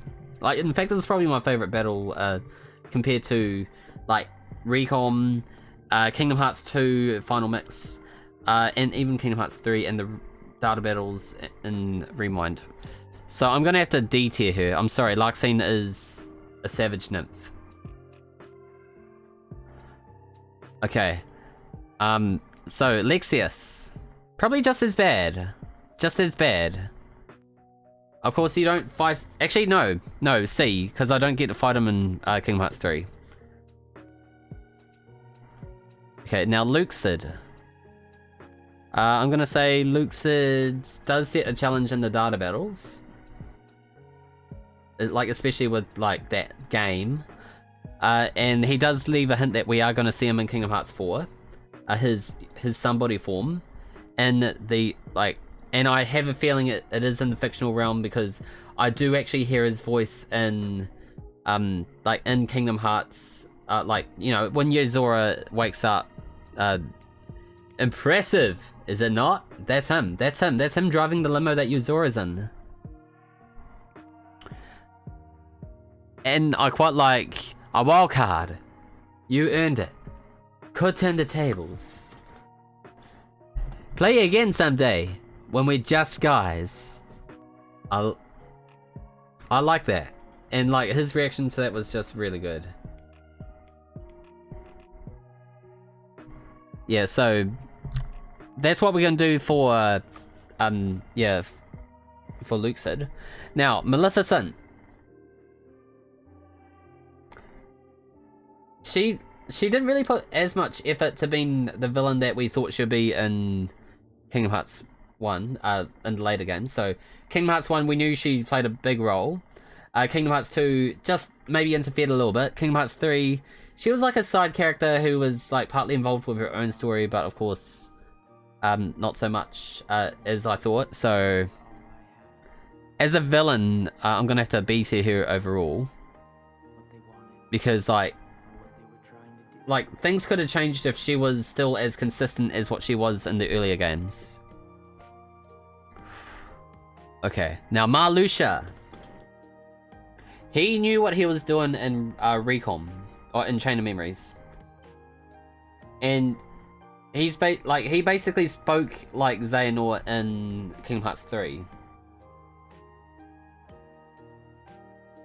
Like, he's like the sort of villain that he knows Sora needs to do the right thing in order to achieve his goals, so he knew what he was doing. Yes, the big bad in Rechain. So I'm gonna have to A tier Marluxia, plus I like his scythe. His scythe is brilliant. Like the graceful assassin. He knew what he was doing. And even then, like, his fight in Final Mix, oh yeah, Final Mix 2 was like A tier. Not S tier, but A tier. Marshmallow. So he was helping us out in Kingdom Hearts 3. I'm gonna have to A tier Marshmallow. He really helped out with that final boss battle in Arendelle. Nothing bad against him though, so I think we did have a fight, but he did put up a good fight.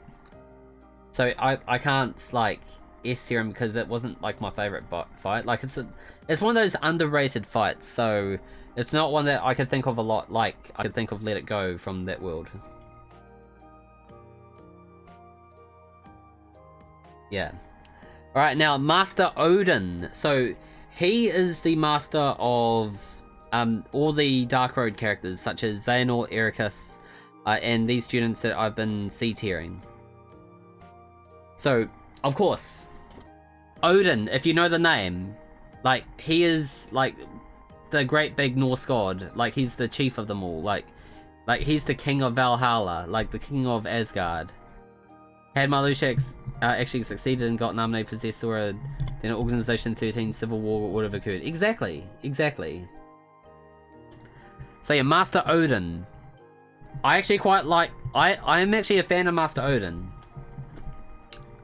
So I am going to A tier Odin. Because I want to learn more, but there's not enough for me to S tier him.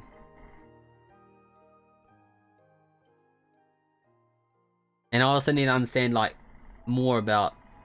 Like, I feel like I need to play through Dark Road more to understand them more. Oh, the Master of Masters! Okay. The Master of Masters. So, as we all know, he is, like, the main Lost Master from the Age of Fairy Tales. We do get to see him 75 years before the events of Kingdom Hearts 3.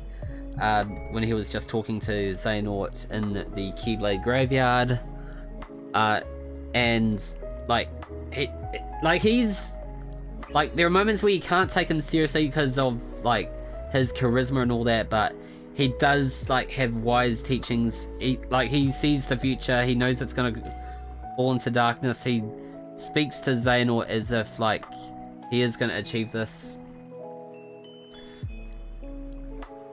I think he, like, I have a feeling he's the ultimate villain in it all. So I think he could be S tier material. And plus he's voiced by Noctis.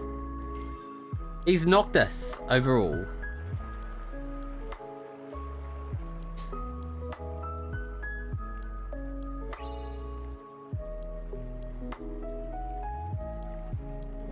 Noctis is good boy.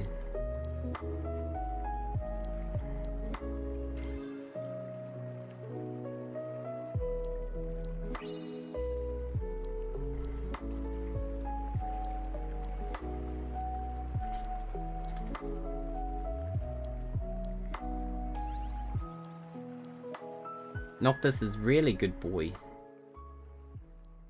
Alexa, turn on light, please. Okay.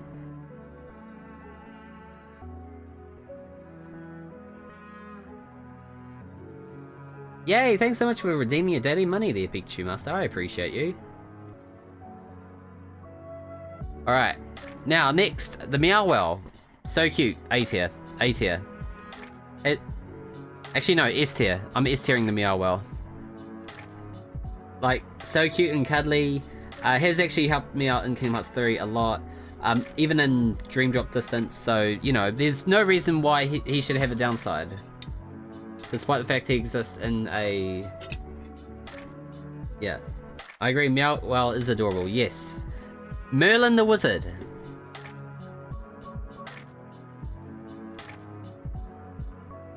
He's, like, very handy, like, he helps out a lot, just like the Fairy Godmother. And has actually proven points where she can actually...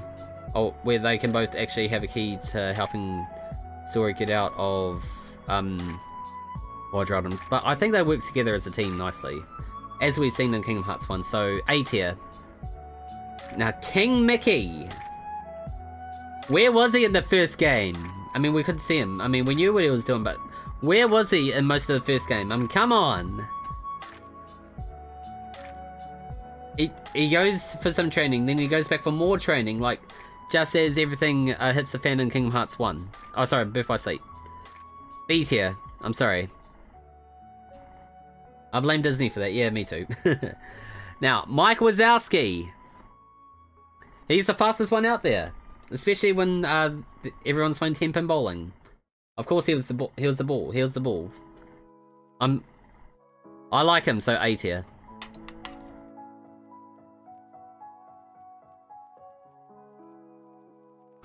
Now, Minnie Mouse, the queen of Disney Castle. She is good for keeping Disney Town in check. And has actually had the power to send Pete to another realm. And trap there, like, as a prison. So that's actually worked out. 10 pin bowling, yes! I mean, you guys have seen that clip, right? Of Mike Wazowski just being used as a bowling ball, and then Sora saying, my friends are my... Actually, no, that was me saying that, but Sora was saying that anyway. So, I think because of that, I'm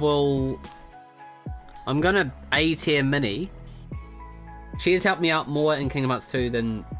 Actually, Mickey has helped a few times in Kingdom Hearts 2, but Minnie's helped out more. Now, the Moogles. Another way for Kingdom Hearts, for them to extort money. Just like the triplets. But they are good with item synthesis. So I will B tier the Moogles. Because they're so cute.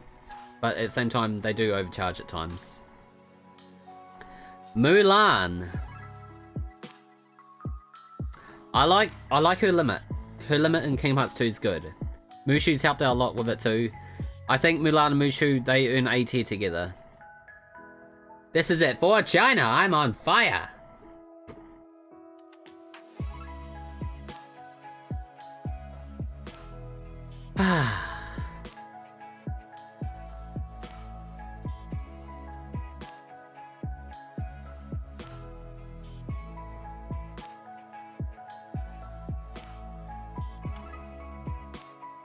Now, Naminé.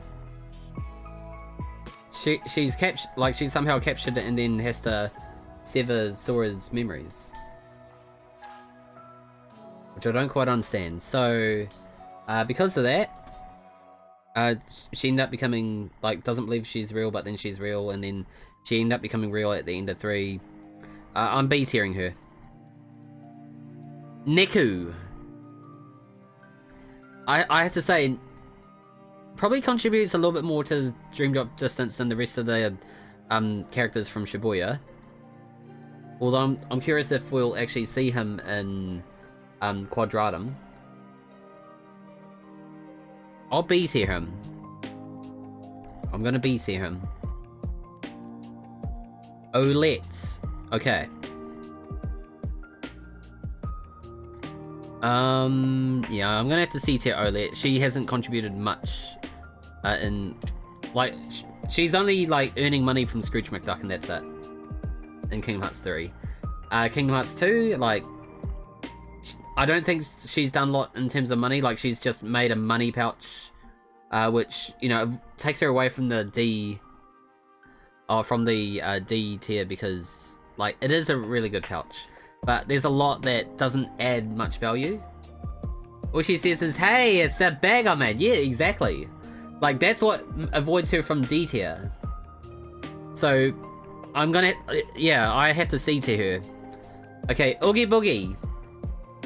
Boss battles in 1 and 2. I couldn't, win first try. Recom first try. Com first try. Doesn't appear much else elsewhere. Because the first try wins in Com and Recom, I can't D tier him, but I can C tier him, because everything else is mostly ugh. Okay, Pain, one of the gold wings. My cat just pushed my red panda. Oh no, not the cat pushing the red panda. No. Okay. Pain. She's helped out the fight against the Heartless. She was looking to steal things and stuff. She only makes a few small appearances in Kingdom Hearts 2. And that's it. Of course we will see her in Final Fantasy X/10 too. So, because of that, I am going to... I've been having these weird thoughts lately. Isn't this for real? I'm gonna C tier her, because she did help out with the fight. Now, Pence. He was helping a fair bit in the like in the Seven Wonders of Twilight Town. He even talks about an eighth wonder in Days. And like learns of the features on the gummy phone. So I'm gonna B tier yeah, I'm gonna B tier Pence. Pete, ooh. Now you guys remember what happened in the in Olympus, right? Apparently I lost to him, but there was no way for me to lose to him, so I am going to... He was good at working the computer plus trying to distract and... Yeah. Yeah, he's an IT whiz, which is why I B-tiered him more.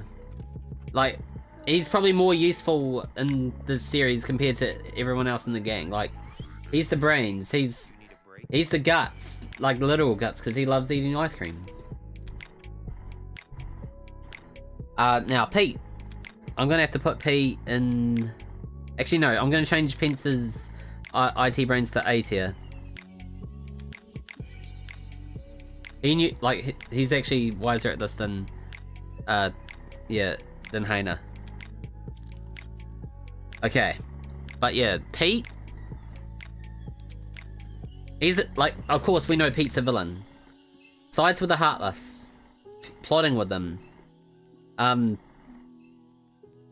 There was a moment where even the Heartless was too strong for him, but Kingdom Hearts 3, he wasn't really much of a villain, he was just more of a bully. I'm C-tiering, I'm gonna C-tier Pete. I'm sorry, Pete. Now, Peter Pan helped Sora believe, which really helped out with what was happening in Neverland. Yeah. And was helping Maleficent find a black box, but they found a black box, but not the black box. They found Pandora's box, but not the distinctive black box that the Master of Masters had hidden in, from the Keyblade War. Well, actually, Lushu. Wait, we haven't had Lushu in this!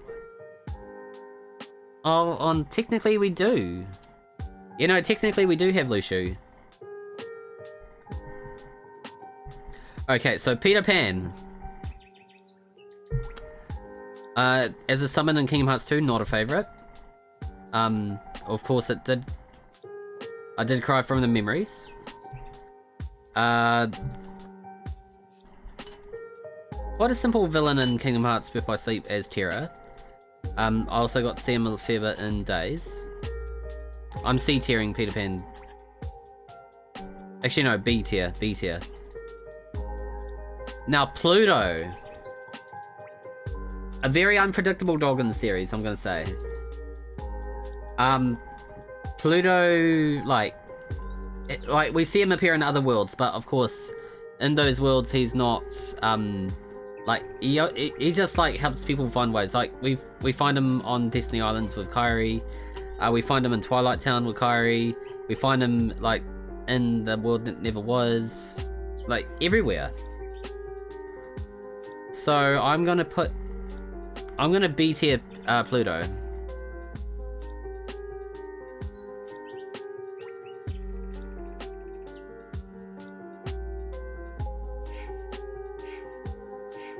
Okay, Prince Philip.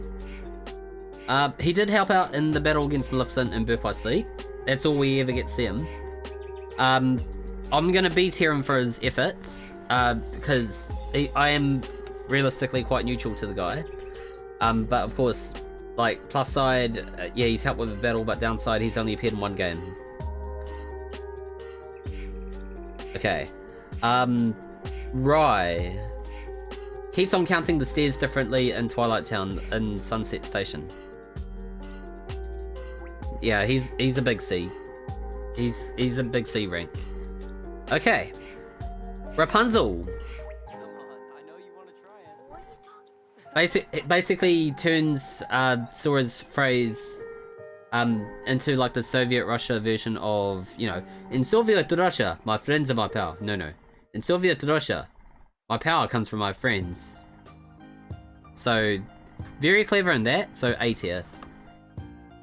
He was on one of the few princes that actually did something and not like, oh no, there's a princess, like, he just does exactly what's in the movie. You know, gets saved from the dungeon by the fairies, puts up a fight, and then wins. Now, Remy or Little Chef, whatever you prefer. I think Remy from Ratatouille. Cooks a really good meal, you know, because we love food. Has set up a really good cooking segment in Kingdom Hearts 3. Helping Sora how to cook, although I didn't know Sora was... I actually can't confirm or deny if Sora is good or bad at cooking. But of course we know that he had to... Like, he behaved like Linguini, because Linguini had to have his... You know, he was basically a puppet. He was a puppet. So... I'm going to A tier Remy, because we get the cooking segment that we had been getting in all the games lately at that time. Now, Rhyme. Another World Ends With You character that only has so much contribution to the series. Pain. Oh no, Riku. Sorry, Riku. Another Gold Wing. Yeah. Now, Riku Replica.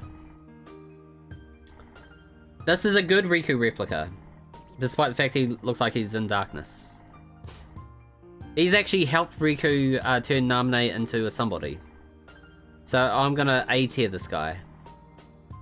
Now, Riku. I'm sorry, but yeah, he's an S tier character. Riku, like, he's made perfect redemptions to save the series and himself. He's been undergoing like a series-long battle with Xehanort's Heartless in his heart. Hallelujah! I got modded Stardew working. Let's go. That's the way. Now, Roxas. The ability to wield 2 Keyblades. Because I think it's got to do with Sora's heart and Ventus's heart. Just like, you know, being part of his own. So, yeah, 2 keys. And of course, makes quite the entrance in Kingdom Hearts 3.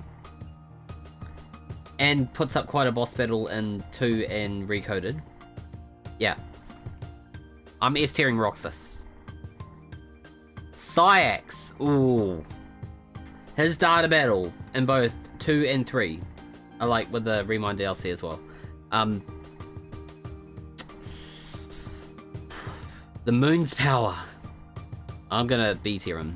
Actually, no, A tier. Duels for KH3 Riku. I mean, what? He's right here. And plus, I have to say, like, I'm S-tiering Riku, like, Riku, not the replicas and all that, is because, like, a Kingdom Hearts game does feel like it gets a little bit better when you get to play as Riku. So, like, that's one of the good things about Recom, or Chain of Memories, because you get the ability to play as Riku. You also have that moment in Kingdom Hearts 2 where you get to play as Riku. And then you've also got Dream Drop Distance where you switch between Sora and Riku. And then you have the moments in Kingdom Hearts 3 where you get to play as Riku, and I'm just like, whoa, it's so good. Yeah, am I right? And yes, like one of the best character developments. That's why I'm S-tiering him. Redemption. Okay. Now I'm going to minimize this a little more so that you guys can see. Scrooge McDuck. A business typhoon. Sets up a transit system in Radiant Garden. Also sets up a business venture to send people to Disney Town without protecting the border, although he had Merlin the Wizard, who is siding with the king to protect the world order. And yet he's trying to make some money, which a lot of people are doing, so I'm gonna B tier Scrooge. And we didn't get Alan Young voicing him in Kingdom Hearts 2, but we did in Birth by Sleep. Cypher. He was an arsehole. Cypher was a complete arsehole, I'm sorry. He's not exactly a... Like, I don't see him as a good guy. Like, he's like the Umbridge of the series. Sorry about the Potter talk, guys. But he's not a, like, he's not a Draco Malfoy kind of asshole. Again, sorry about the Potter talk. Yeah. Now, Selfie. Sykes also helped bring Shion Roxas with his secret plan in 3, and Remind by getting Vixen to make the perfect group, plus suggesting adding Project Number I in the true organization 13. Very true.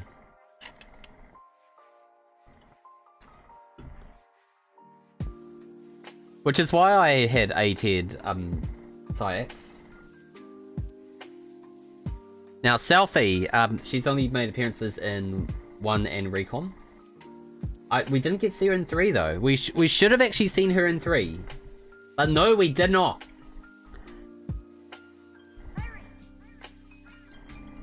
So that's a by default D tier. I'm sorry, Selfie.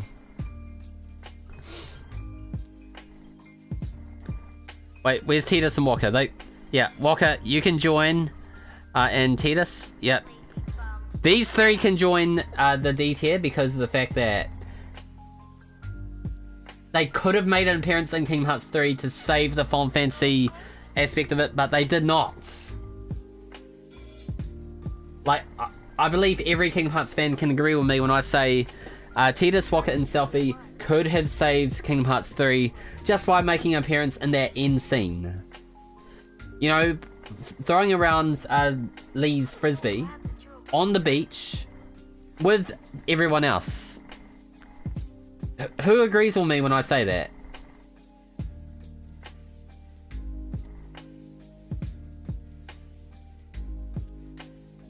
Yeah, like there was an opportunity to have them there, but they were left, forgotten. So I'm D-tiering them. Okay, Sephiroth, big S tier. A great big S tier. I liked his boss battle in Kingdom Hearts 1 and 2. It really set the challenge for me. Yeah. Yeah, that's Titus. From 10.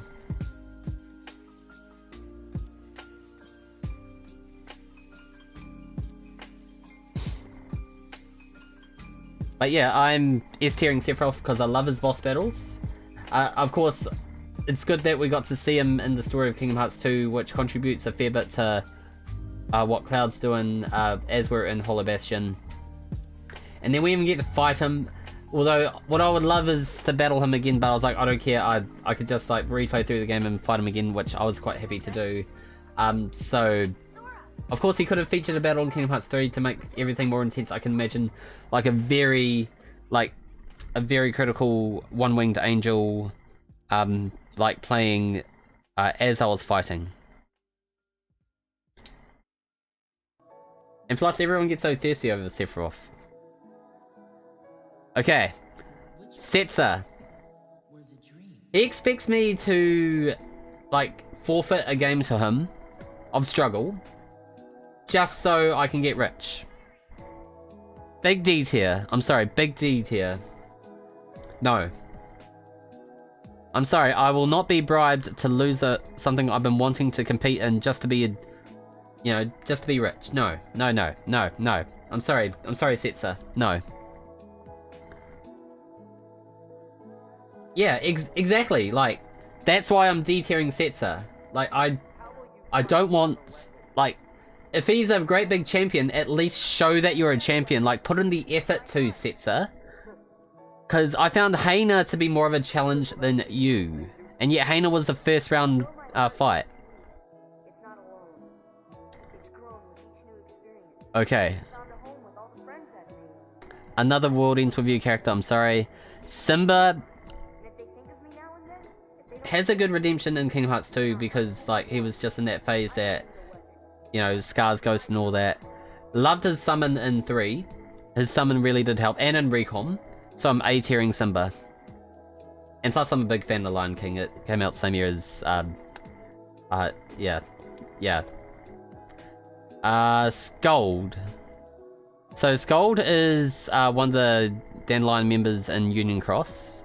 Believed to be the mother of Xehanort. Originally a fan theory, but then it was later proven. Hasn't had as much of an appearance, in my perspective, as what Ephema did. So I'm gonna B-tier her. Snow White, shows kindness, in Birth by Sleep. Basically devoid of darkness, which is good. We get Sarah just once in Kingdom Hearts 1, but then that's it. Princess of Light, so B tier. Sora, okay, great big S tier. Actually, wait, no, I'm gonna A tier Sora. I'm sorry. Actually, no, S tier.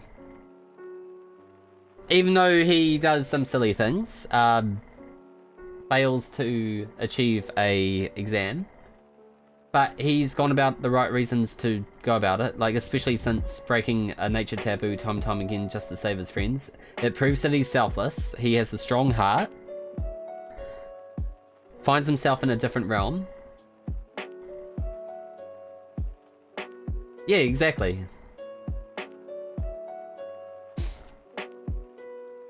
Yeah, no, exactly my point there, Pikachu Master, which is why I had B-tiered Snow White. Actually, wait. Yeah, no, I'm gonna change Snow White to A tier, sorry. Just the... Hey, Lady Tim Tam, really good, thanks. How about you? Let's give you a shout out, shall we? And I'll get one done for Pikachu Master as well. 1 health. Damn. That was Yeah, mental, I'm man. so sorry. That one time, you can just delete that off your memory. I'm not fucking. That's on my stream, man. I thought he was about to say one time at band camp. Just save yourself, I hon. stuck a flute. In my hoo-ha. It felt so... Nah. Thanks for the shout, really appreciate it. You're welcome, Pikachu Master. Oh, now this is an interesting... Oh, I know this one. It's Pokemon Snap. The 64 version, if I'm not too mistaken. I forgot that clip. That one time in Bandcamp, am I right? That one time in Bandcamp. Yeah, that one time in Bandcamp.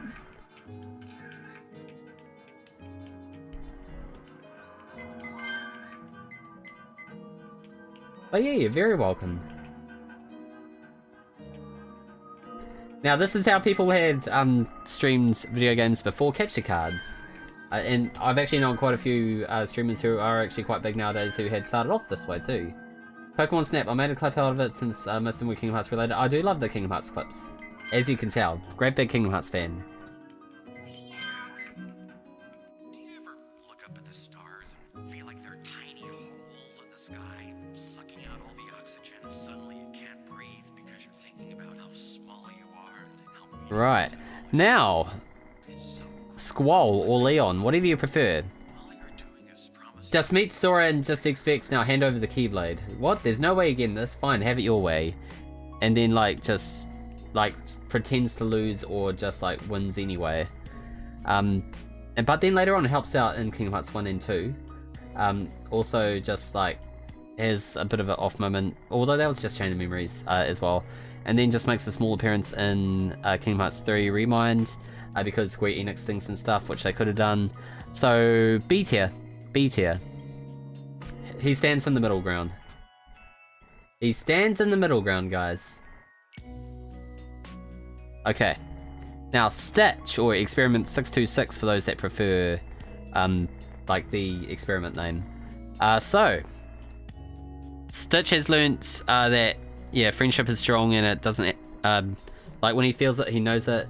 So what is the S tier rating? Just curious. So, we're S-tiering so we're tier rating the Kingdom Hearts series. So we had started off ranking the games, and I've given my opinion over them. And now we're just doing the characters, which we've actually done quite a lot so far. We've still a few more to go. So a few of these we actually know from like all the games that we've played through, like in the entirety of the Kingdom Hearts series. But of course there will be some that I can only rank by so much just due to their impact in the series and all that. So there are a few that have made like little to no impact, like the Dalmatians. Like all they are is just, you know, you find out 99 Dalmatians and you get things and stuff, and that's it. Like I could go through the entirety of Kingdom Hearts 1 without like finding any Dalmatians. And they only help so much because it's just items. Okay, now, Stitch. one of my favorite summons in Kingdom Hearts 2. Summon was alright in Kingdom Hearts 3. In Birth by Sleep, he's like understood what friendship is and doesn't destroy everything he touches because of it. And also sends Sora, Donald, and Goofy to the to Space Paranoid, so the grid, in Anson's computer. So there's some good, some bad, as I've mentioned. So yeah, like best story arch in Birth by Sleep and best summon in Kingdom Hearts 2, but of course, yeah, a couple of downsides, like not a great summon in Kingdom Hearts 3, and yeah. So I'm gonna have to B tier Stitch.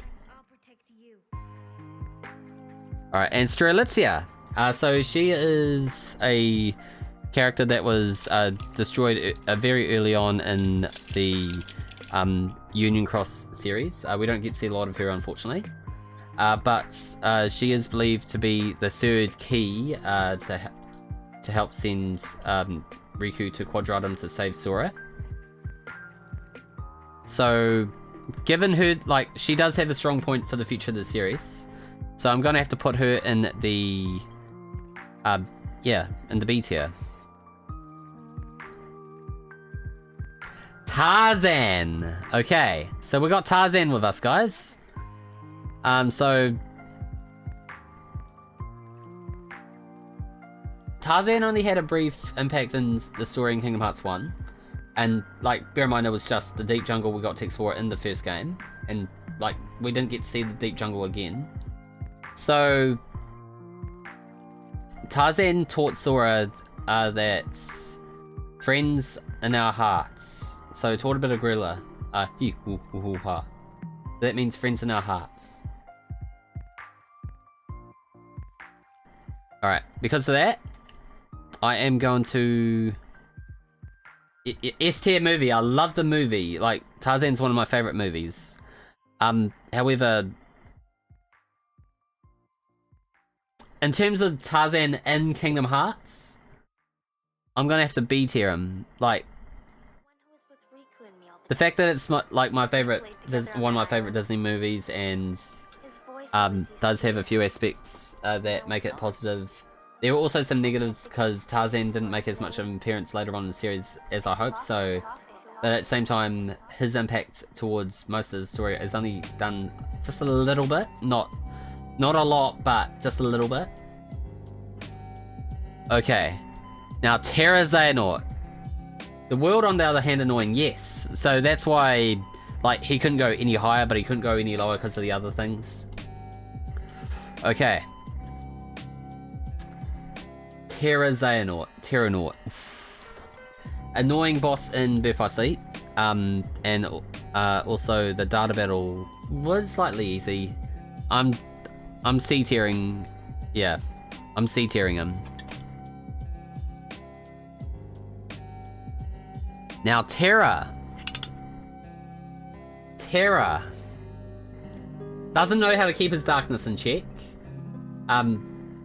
Ericus is still in his heart. That Sly Fox.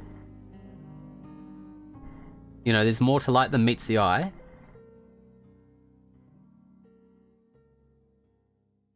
I only get... actually, there was only a brief moment where I get playism in the... I'm gonna B tier Terra. I'm gonna B Terra. Oh, Tifa! Oh, we love Beefer. We love that Beefer.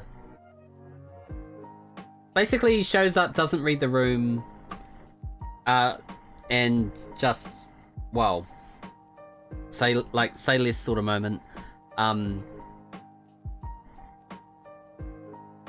The world, yeah, like she just goes in uninvited. Like in the series, she's good. Yeah, so she's a B tier. I'm sorry. Like, if I was going by looks and characteristics in Final Fantasy VII alone, then she'll be S tier. And of course, yeah, Cozy Kara. Anyone who's a fan of Tifa would agree with me on that. But of course, looking at the Kingdom Hearts side of things, it does drop that tier to a B tier at the very least. because she doesn't read the room. She understands, like she sees that, you know, there's a situation going on, but she's just like, okay, I'm just gonna look for my friend, so I'm gonna like just be a fly on the wall. And it's like, no, we're hearing noise. Tinkerbell. So I'm gonna put Tinkerbell. Tinkerbell has helped in some instances where, you know, where she's helped characters how to fly, such like Sora and Roxas. Is also able to get Roxas's attention. Has kicked Ventus in the face. Has kicked Donald in the face. And her abilities has actually helped out. Luke, gonna get on. Yeah, no worries, Ainsley. Go enjoy your dinner. But yeah, Tinkerbell is B tier. Or Tron. Okay. So we've seen Tron in 2 Kingdom Hearts games, although it may not seem like Tron in Dream Drop Distance because he was taking the form and name Rinsler. But of course it's still Tron throughout it all. So Tron's been a big help in restoring Space Paranoids to a free system for the users, which has been good. He does fight for the users, so he's good. He did put up a rather interesting boss battle in Dream Drop Distance. Gives off that Vanitas vibe. Yeah. So I'm gonna A tier Tron. Okay, another character from Dark Road I'm just gonna have to C tier. I need to understand it more to be able to get a better answer for that. Ursula did not like her boss battle, especially like in no, great big D tier. I'm sorry, Ursula. We just don't want to talk about your boss battle. It's yeah. Now Vanitas, we got our Dark Boy. Voiced by Haley Joel Osment, just like Sora. He looks like Sora as if he were controlled by the Heartless, well, by Xehanort. Like, he's the shadow that Sora casts. At the same time, he's just got that angry boy attitude. He's like, pathetic, too slow. Gotcha! What's yours is mine! If he went so much into darkness, he'll be S tier, but I'm gonna A tier him. Because there was a post-game battle against him in Birth by Sleep that really set the bar, and I just did not enjoy myself because of that. So A tier. Ventus spends most of the series sleeping. But of course we got to see we got to see him a fair bit in 3. I am gonna set Ventus in the A tier because he's been seeing the adventure through Sora's eyes most of the time, while still trying to sleep. Okay. Vixen! So, of course, like, he rejoined the organization for his own purposes, because as a scientist, he wants to revisit his replica studies. So, of course, he needed to believe that, you know, he could work on his replicas a bit more, which is totally cool. But yeah, for that, I am going to... And he has helped out because of that, so I am going to A tier him, because he was benched. Because he redeemed himself as the good guy over it, and is now working with Ansem, so yep, A tier for him now. Vivi. Now, Vivi's battle in Struggle on Twilight Town, ooh. That was actually the most challenging I've had, to be honest. So I'm gonna C tier. Another C tier, from Dark Road. Winnie the Pooh. One of those optional things, but we do get to see the story unfold just a little bit. Keeps on having amnesia, keeps on forgetting about Sora. And then all of a sudden, he remembers Sora after it all. Say goodbye to Pooh, like, does just natural Pooh stuff. So, yeah, B tier. Now, Woody. Now, fun facts. Did anyone notice anything about Woody's voice? if you're all lurking, I completely understand, but I will provide the answer if no one responds. So, Woody in the movies, voiced by Tom Hanks. We all know that, right?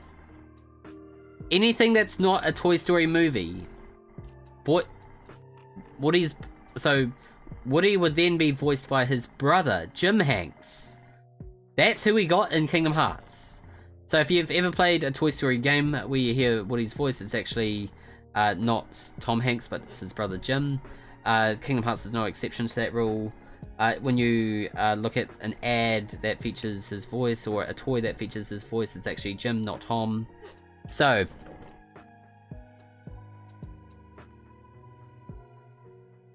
I'm quite mutual with Woody, so I'm going to have to B tier him. Now, Wreck-It Ralph. I like that he's in 2 Kingdom Hearts games. His summon is not an easy one for me to get used to. And I mean that in a great manner, because it's supposed to help, but it doesn't. So, it does balance it to a C for me. Plus, I don't get to explore his world as much in 3, because his world's not there, but it is in... Union Cross, and that was during a gadget era, so no. C tier for that. Now, Zeldin. He is just, like, he is trying to follow orders. Particularly for Lord Ansem. Well, Ansem the Wise. And then, eventually, yeah, goes on Xehanort's side to help become one of the 13 members of Organization 13. And then, in turn, yeah, starts trying to like turn the beast into a heartless / nobody, which failed for him, and then he starts putting up a fight to grab the rose to bring forth Kingdom Hearts. But of course he even failed at that. So, and his battle did put up a challenge in Kingdom Hearts 2. Like, I did have to redo that battle a couple of times during the 1K follower streams. So, I think because of that, C tier. And he's still doing the same stuff in after Kingdom Hearts 2 as if he were in Birth by Sleep. Now, Master Xehanort. Okay. So, first off, voice actor for this one had to be changed a fair bit because the first 2 had died.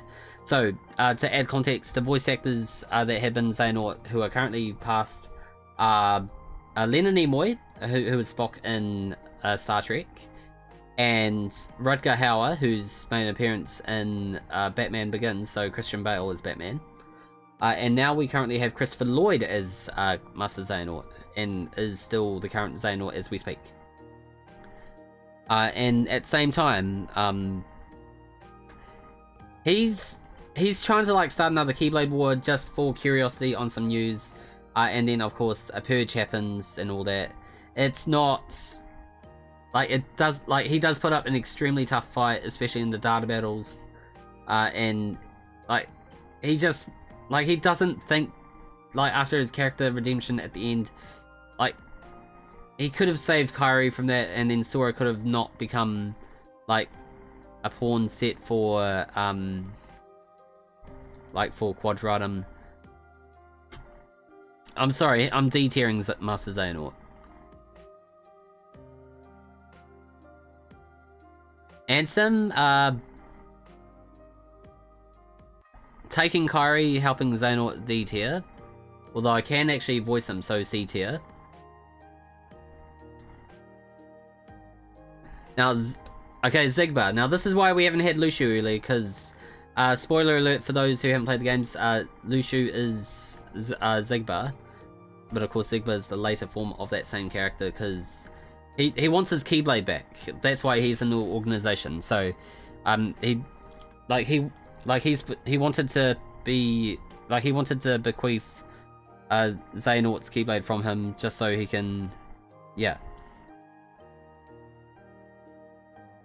So I reckon because of this, we could, because there's more to the story than meets the eye because of him. I'm gonna B tier him. Shion. She kept on flying the coop and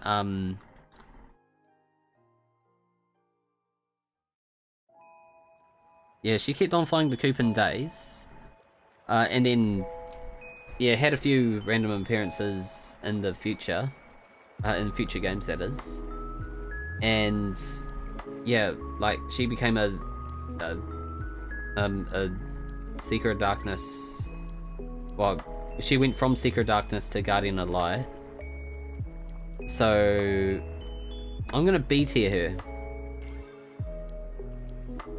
Now Yen Sid, a retired master who still teaches people how to wield the Keyblade, and then just sends them off to Merlin to, you know, continue their training some more. But of course they fail their own mark of mastery with style, as we've learned in Kingdom Hearts 3. So I'm gonna B tier Yen Sid because he does help Sora, Don, and Goofy on their journey from Kingdom Hearts 2 onwards. It still leaves a plot hole that Donald knew where Yen Sid lives, and then 10 years later just forgets all about it and is like, Master Yen Sid lives here? So there's one plot hole that I discovered in between Birth by Sleep and 2 because of Donald. Joshua, yeah, Joshua's his name. It does explain how portals work in terms of like how we got to see Xehanort become a portal because he's traveling in time. We also get to see portals being used a lot in Traverse Town and Dream Drop Distance. I think he adds more value to like what's happening for the rest of the saga after even his information is valuable for the future of the series. So I have been yeah, I am going to B tier him. Now, young Xehanort. Okay, I did not like his boss battle in Dream Drop Distance because I went overtime with that stream and it was not pretty, as you guys may be aware. At the same time, I felt he was just like explaining things to help himself, but which didn't seem right, but then it did seem right because, yeah, things and stuff.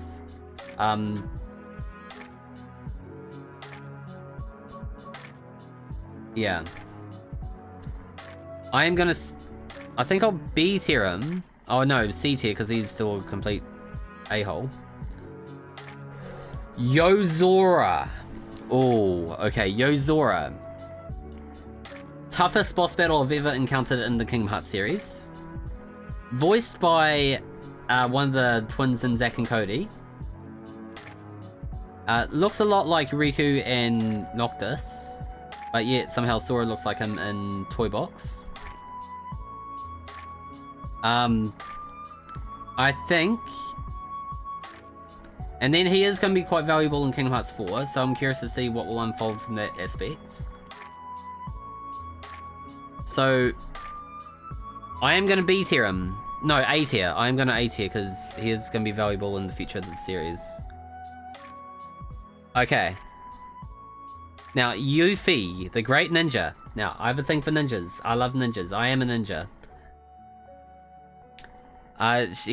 She's even involved with a sussy meme from the Kingdom Hearts series, which is actually vanilla to the game. I think because of this, Yuffie belongs in the B tier. No, A tier. Like I said, I have a thing for ninjas.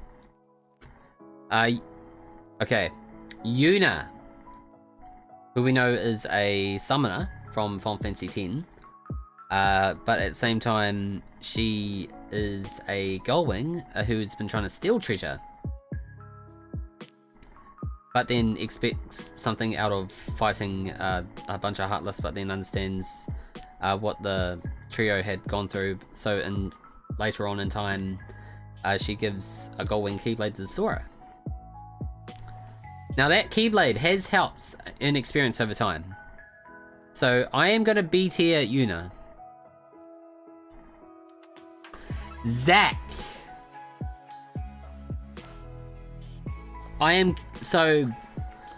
We all seen a black feather appear at the end of Birth by Sleep during the mid-credit scenes. And that feather then caused Zack to disappear. Now, I am 99% sure that is Sephiroth, but for those that remember me playing Crisis Core, Sephiroth wasn't the only one who had a black feather, or even a black wing. There was also, actually no, there was mainly Genesis, who was the main villain in Crisis Core. So I think because of that, and Zack can be quite, hey, how about one date?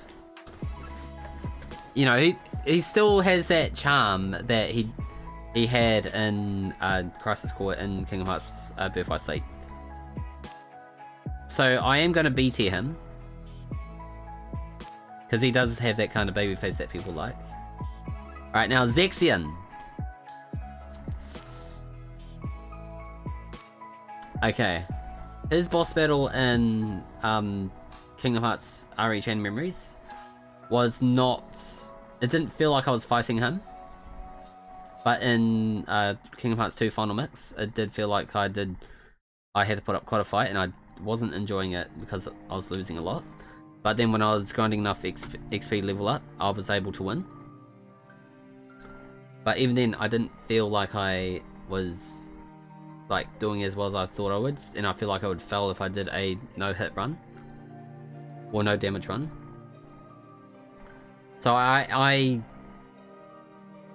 he's not the toughest boss. He is also not the best boss. So I am going to C tier. Yeah, I am going to C tier Zexion. As a child though, he didn't have much impact in Birth by Sleep because of the fact that, of course, he was orphaned into the castle with Anton the Wise as his caregiver. But of course, he was being looked after by Evan at the time, before he became a nobody. So, all he was doing was just standing there holding Anton's hand, eating some ice cream, because, yeah, he didn't know what to do as a kid, and then just sided with the rest of the nobodies who had formed the organization, and of course, he managed to get atoned for his evil deeds in 3, which I think was the redemption arc for him, which got him away from that D tier and into the C tier. But yeah, there was just more, like, there's a lot of things about him which, yeah, could have got him closer to D tier, but there was some bits that got him away from that and just put him into that C tier. Okay, so I think that will be my character tier on, yeah, I am going to download this image.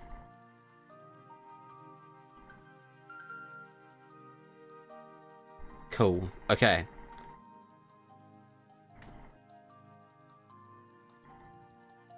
Okay, we do have 20 minutes left on... Yeah, we did cover the game.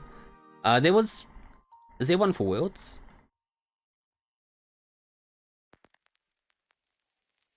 Okay, Kingdom Hearts Worlds. Actually, I might do that smaller one, because I do have 20 minutes to go through Worlds. Actually, no, I'll do outfits. I'll do Sora's outfits. Okay. We'll do outfits for Sora. So Sora's lion form, very cute. Hard to customize. Can't really turn into a dry form as him, so I am going to be B tier. Actually, no, C tier. Pirate form makes him look rough and tough, and scurvy. And of course, very flexible. Very, very flexible. Although I can imagine it'll be quite hot wearing all that, so B tier. Ooh, okay, so never got to use this one quite a bit, so C tier. Okay, so Big Hero 6, it's just a visor. That visor does help for training, so I approve, A tier. His clothes in Kingdom Hearts 3, not my favourite, but still quite snazzy and magical, so A tier. His second form brings nostalgia, A tier. Oh, sorry, S tier.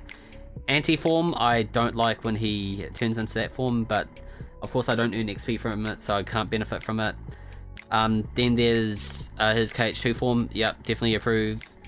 Santa form, I like that in Final Mix, but of course it wasn't an OG, so A tier. OG form, again, just like Kingdom Hearts 1, yeah. Valor form, I liked that. I get to use 2 Keyblades.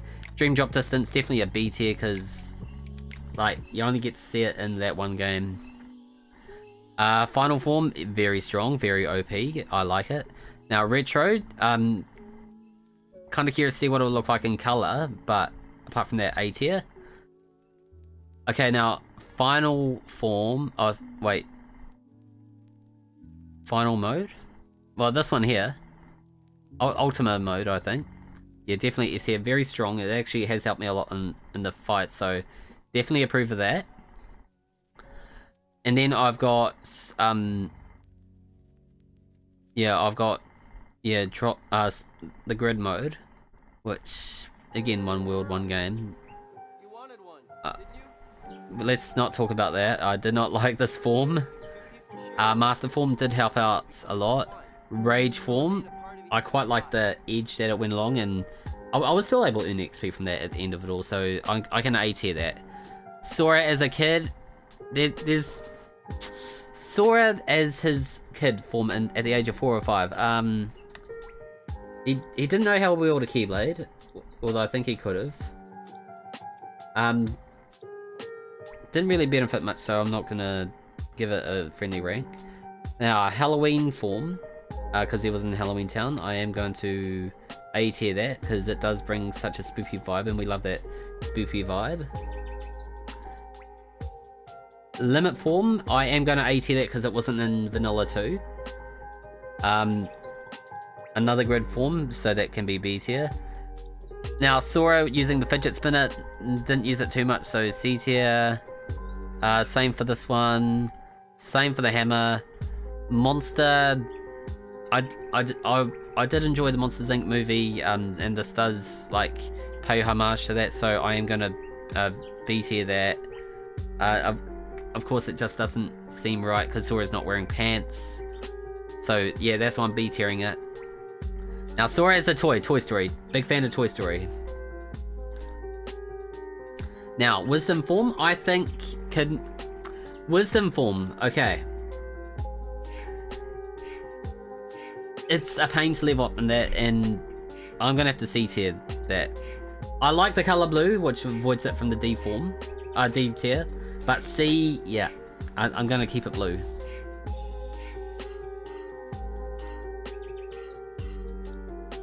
Okay, so I know I kind of speed run through that, but yeah, it's like hands down on the forms.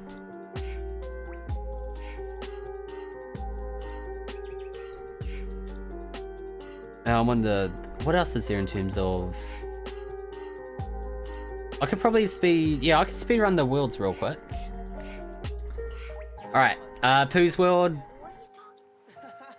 A lot of mini games, which was good. Kept me testing, but not a lot of impact to the story. And of course, Pooh keeps forgetting Sora, so yeah, C tier for that. Beast Castle. Quite a lot of impact to the story in there. And even in Days, like a lot of visits in Days for Recon. Yeah. Castle of Dreams, it really helped people understand the idea of leaving, so A tier for that. Daybreak Town. The world that started it all for the Age of Fairy Tales. I would like to explore it more, but B tier. Deep Space.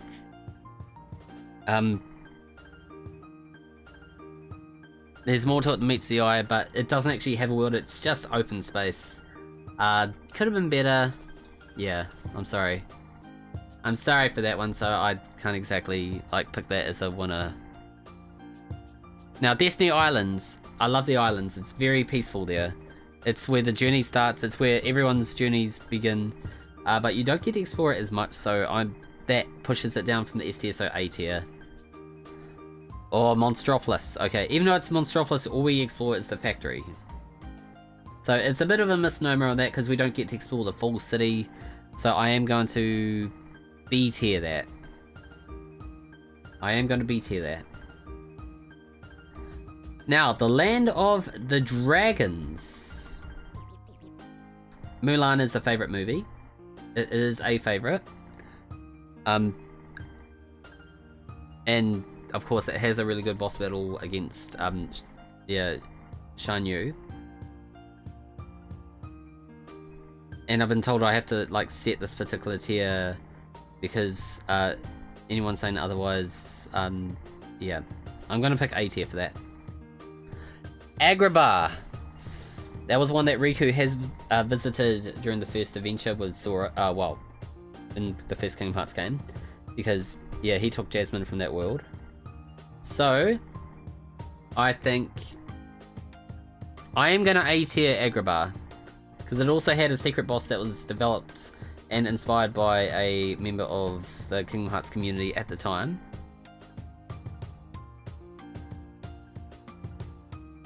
Okay. Arendelle. I'm gonna have to B tier that one because Let It Go got stuck in my head after seeing that one for the first time. And now we've got Atlantica. No, D tier. D tier. I'm D tiering Atlantica. I'm sorry, it's just I don't appreciate Atlantica. Yeah, I can't appreciate Atlantica the way it needs to. Castle Oblivion. Chain of Memories. No, I'm gonna D tier that because of Chain of Memories. I cannot actually no. I'll C tier it because it does have some key aspects that help out the main story, but of course Chain of Memories does bring it down greatly. And then we got Country of the Musketeers. I'm gonna have to C tier that because I can't understand how that can fit in this series apart from apart from just Deep Jungle. There'll be another C tier one. It's just because of the one game and has only had a little bit of impact on the story, and then that's it. Disney Castle, B tier, especially since that's where Dwarf Woodlands. I'm gonna have to B tier that, and I'll do the same for Enchanted Dominion. End of the World. It's a heartless world, so it can't really make much of it, so D tier. It does put up a really tough boss battle against Ansem, Xehanort's Heartless, so yeah. That's why I picked that for that. Halloween Town. I am gonna A tier that one. No, B tier, sorry. Hollow Bastion, S tier. I do love some Hollow Bastion and Radiant Garden. Although I think we got Radiant Garden further on, so I am gonna S tier Radiant Garden as well. Keyblade Graveyard, yes. I do love that it's a key part of the story, like a key world. Kingdom of Corona. I do feel sorry that it was called Corona before COVID-19.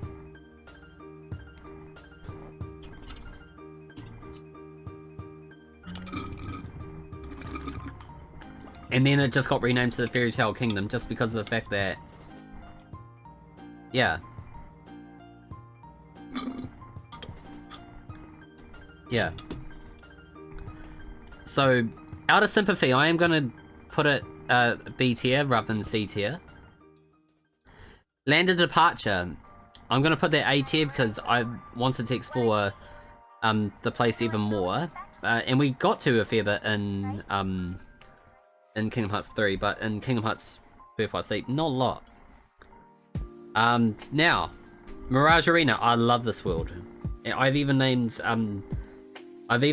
one of my voice chats after this as well.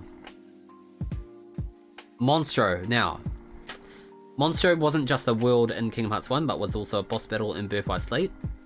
So I think because of that, I am gonna put Monstro in C tier, because... Panda! Hello! Let's go, Panda. How you doing?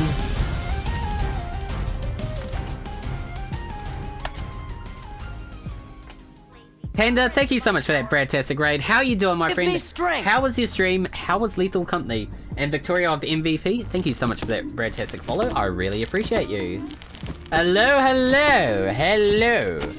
Well, hello. Welcome on in, ladies and gentlemen. I am your host, the Bradtastic Ninja. I'm a variety streamer from the Waikato region in New Zealand. We are hosting a very special stream that was given to us thanks to our charity event that we've had going on last month and to help the Make-A-Wish Foundation. We are tier listing Kingdom Hearts. That is what we're doing tonight. We are tier listing Kingdom Hearts.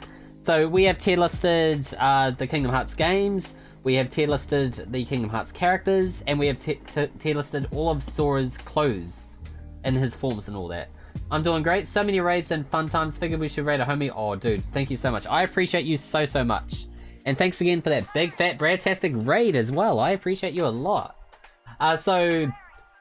Yeah, welcome on in, all you amazing people. I hope you love it here tonight. I hope you loved Panda's stream as well. I am, speaking of Lethal Company, I am going to be streaming that at some point in the near future myself. So it's actually something that I hope that I can entertain you guys in the near future, just by hitting that follow and sharing the love as well. I should also mention, while we've got a wide range of people here, who would like to see a trailer for what I've got for the year ahead? Something I like to ask everyone who's in the chat right now. Whether you be lurking, or whether you be not lurking, or whether you be doing things and stuff, or whether you just want to watch an epic trailer. How about it? Would you guys like to see it? Would you guys like to see the trailer I've got for the year ahead? Lethal, let's go. Oh, it'll be a fun time. Oh, it absolutely will be. Like, I'm keen to try it out myself. I've seen other people play it. Let's do it. All right, let's do it. Okay, so I am going to pause the music. Oh, where is it? Where is it? Where is it? Which parts were the dream? Headless music. Here we go. Okay, 3, 2, 1. Let's go.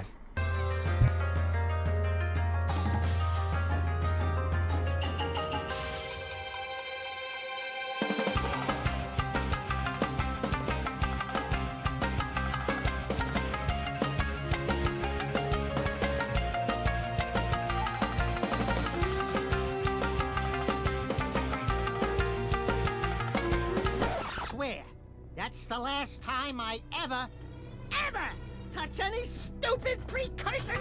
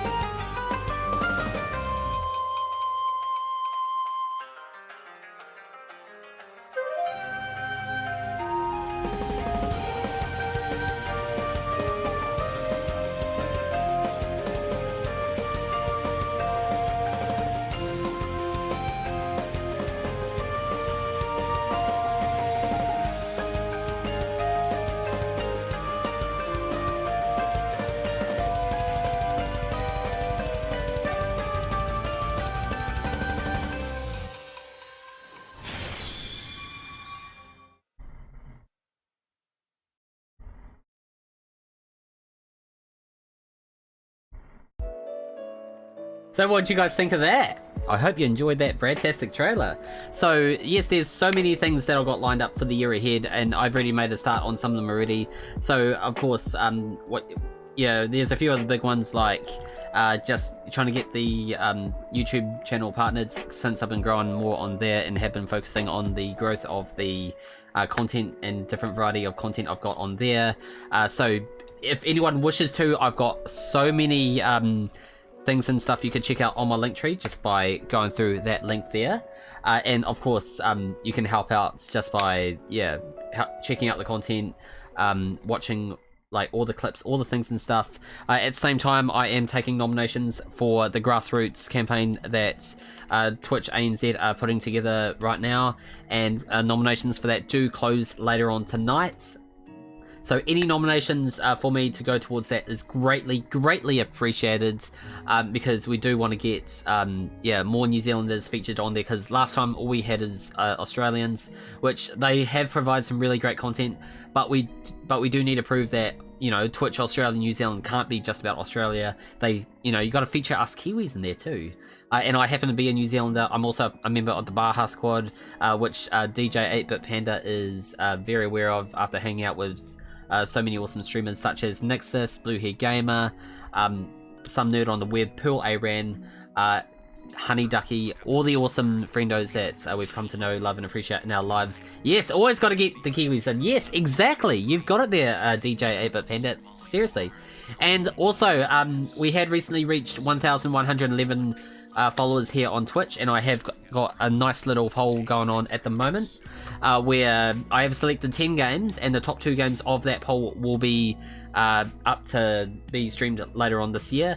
And at the same time, I have set a nice little incentive so that anyone who votes, just by putting in their own Twitch name as part of the entry for the poll, they'll be in to win some merch from me, which I'll be drawing the winner for that 1st of February my time. My dream is to be in the Baja with y'all, but I'm always so nervous. Do it, Panda. All you have to do is just like ask Nix for that application form, sign up for it, just do it. Like, honestly, I felt like I was going to be nervous when I was going to join the Baja Squad as well, but I just went ahead and ripped it off like a band-aid. I knew I was going to chill and vibe with an amazing community, and I trusted my gut instinct. I'm chilling and vibing with them like a lot. And I'm also doing that with the other teams I'm in as well. Like, I'm in 4 Twitch teams, because it's not, the Baja Squad's not an exclusive team, but I always keep it as my main team to grow and vibe with. So yeah, and Nix is totally cool that I'm now vibing with the Pocket Protectors, which Pocket Ninja has. Yeah, that's how you gotta do, man. No, Nerd keeps wondering if I've done it, if you've done it yet. Yeah, just do it, Panda. Like, it'll be awesome to have you as part of the team. Yeah, no, I'm sure Nix will be extremely happy to take you on as a member of the team. I've been heavily thinking about applying for Jundies. Do it, Ainsley, do it! Be a Jundie! One of us! Oh yeah, Jim Ray's team is Jundies, and I'm part of that too, as one of the first edition members. Yeah, do it. Absolutely do it. All you have to do is just flick a DM to Nixus on Discord and just ask, hey, can I be a member of the Baja Squad? And then Nix can do all the things and stuff on his end, and then, yeah. And presto.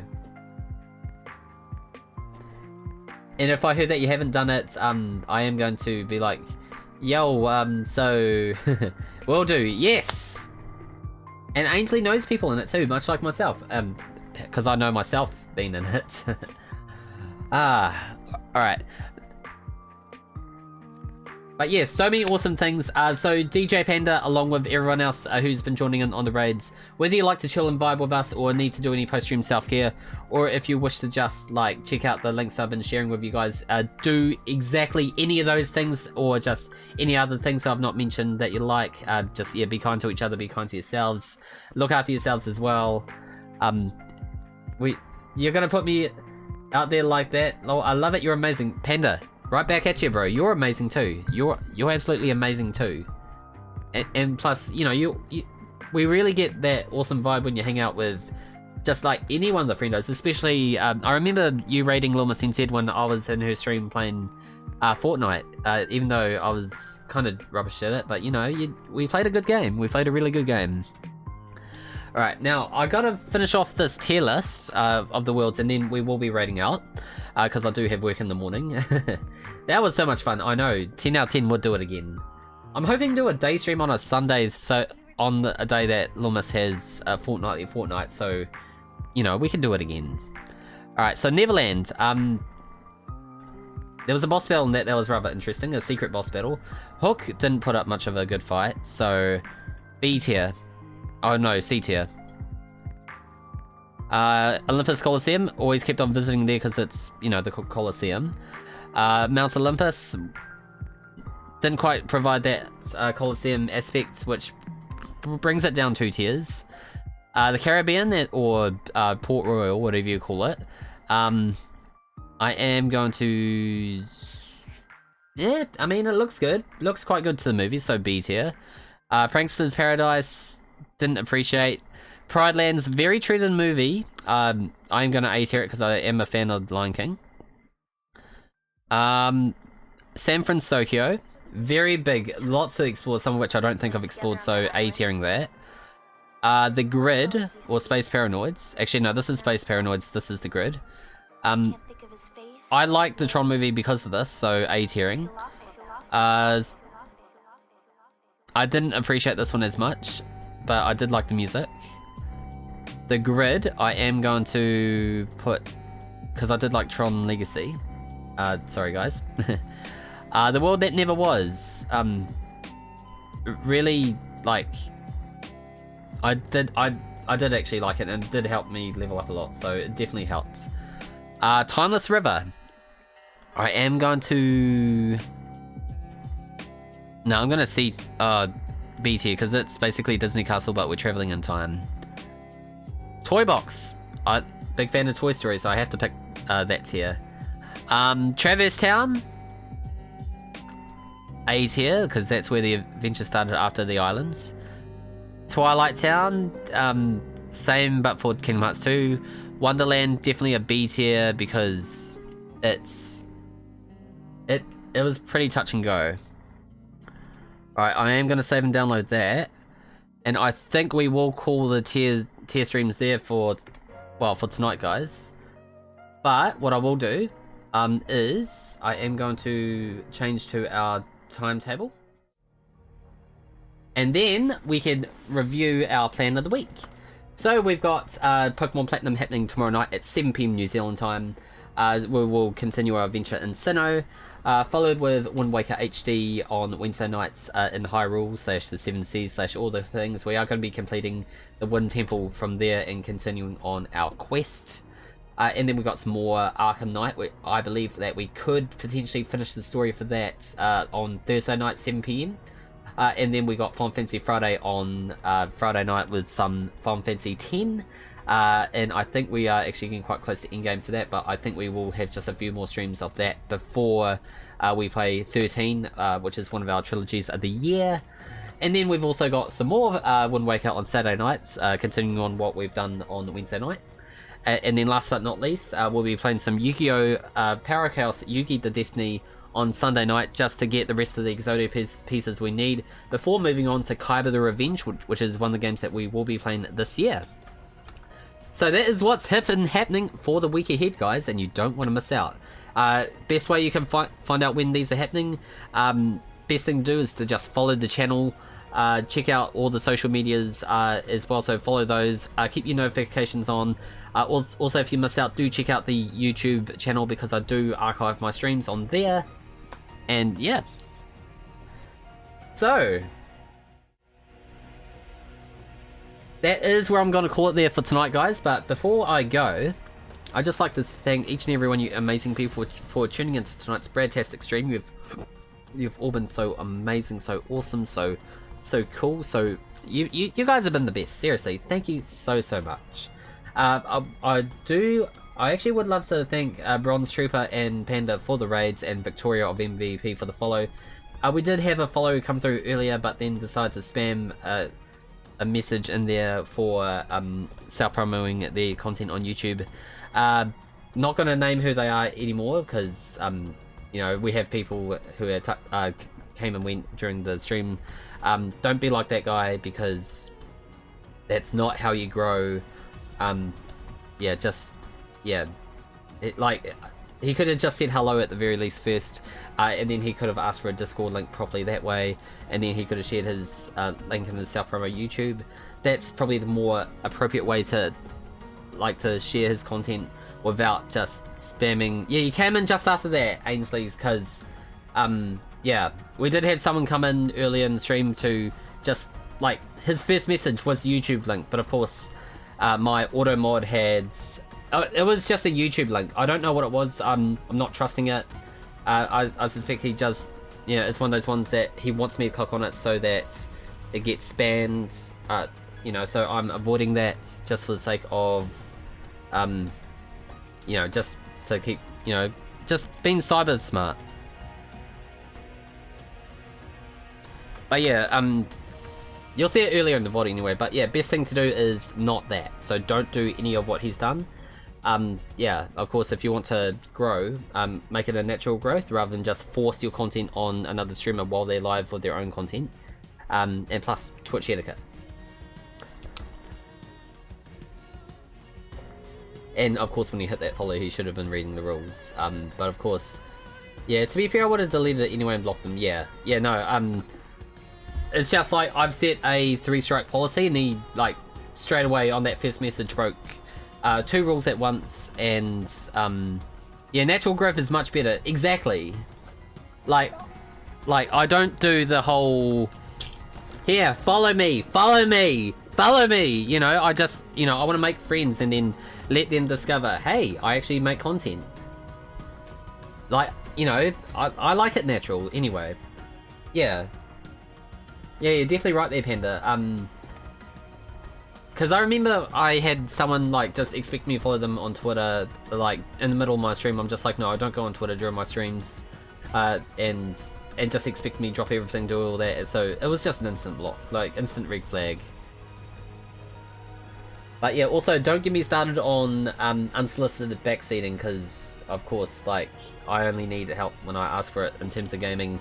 And then we had someone who actually just, like, gave, like, just offered it, like, just straight away, straightforward, gave advice, telling me how to play the game on a series that I've been playing for many years. And I'm like, yeah, I know how to play this game, thank you. I don't need that. And then, like, later on, they just lied and said, I'm not backseating. Yes, you were. Yes, you were. So basically done 2 things at once, which was, yeah, tell me how to play a game, which is unsolicited backseating, and then lied to me on stream. But yeah, moving away from that, because we're not here to speak of what not to do, but, you know, yeah, it's just that little bit of Twitch etiquette that some people forget, because, like, every corner of the internet has its own form of etiquette. And of course, like, I like to set an example on what people should do. I just hope those people remain to do the same. Alright, so next stream tomorrow night, 7 PM New Zealand time, will be Pokemon Platinum. I'm going to have so much fun with the 4th gym badge, which is what we're working towards in the series. I remember the Skyrim stream, one person was yeah, you know, I remember that stream, like, yeah. I just straightforward blocked them after that stream, because, like, I kept on telling them, like, keep on asking me to follow them, and I'm just more likely to not follow and block them. And I did give them that firm warning for that. But yeah, now we got to find someone to raid. I want to introduce you guys to, actually, I need to see who's live first.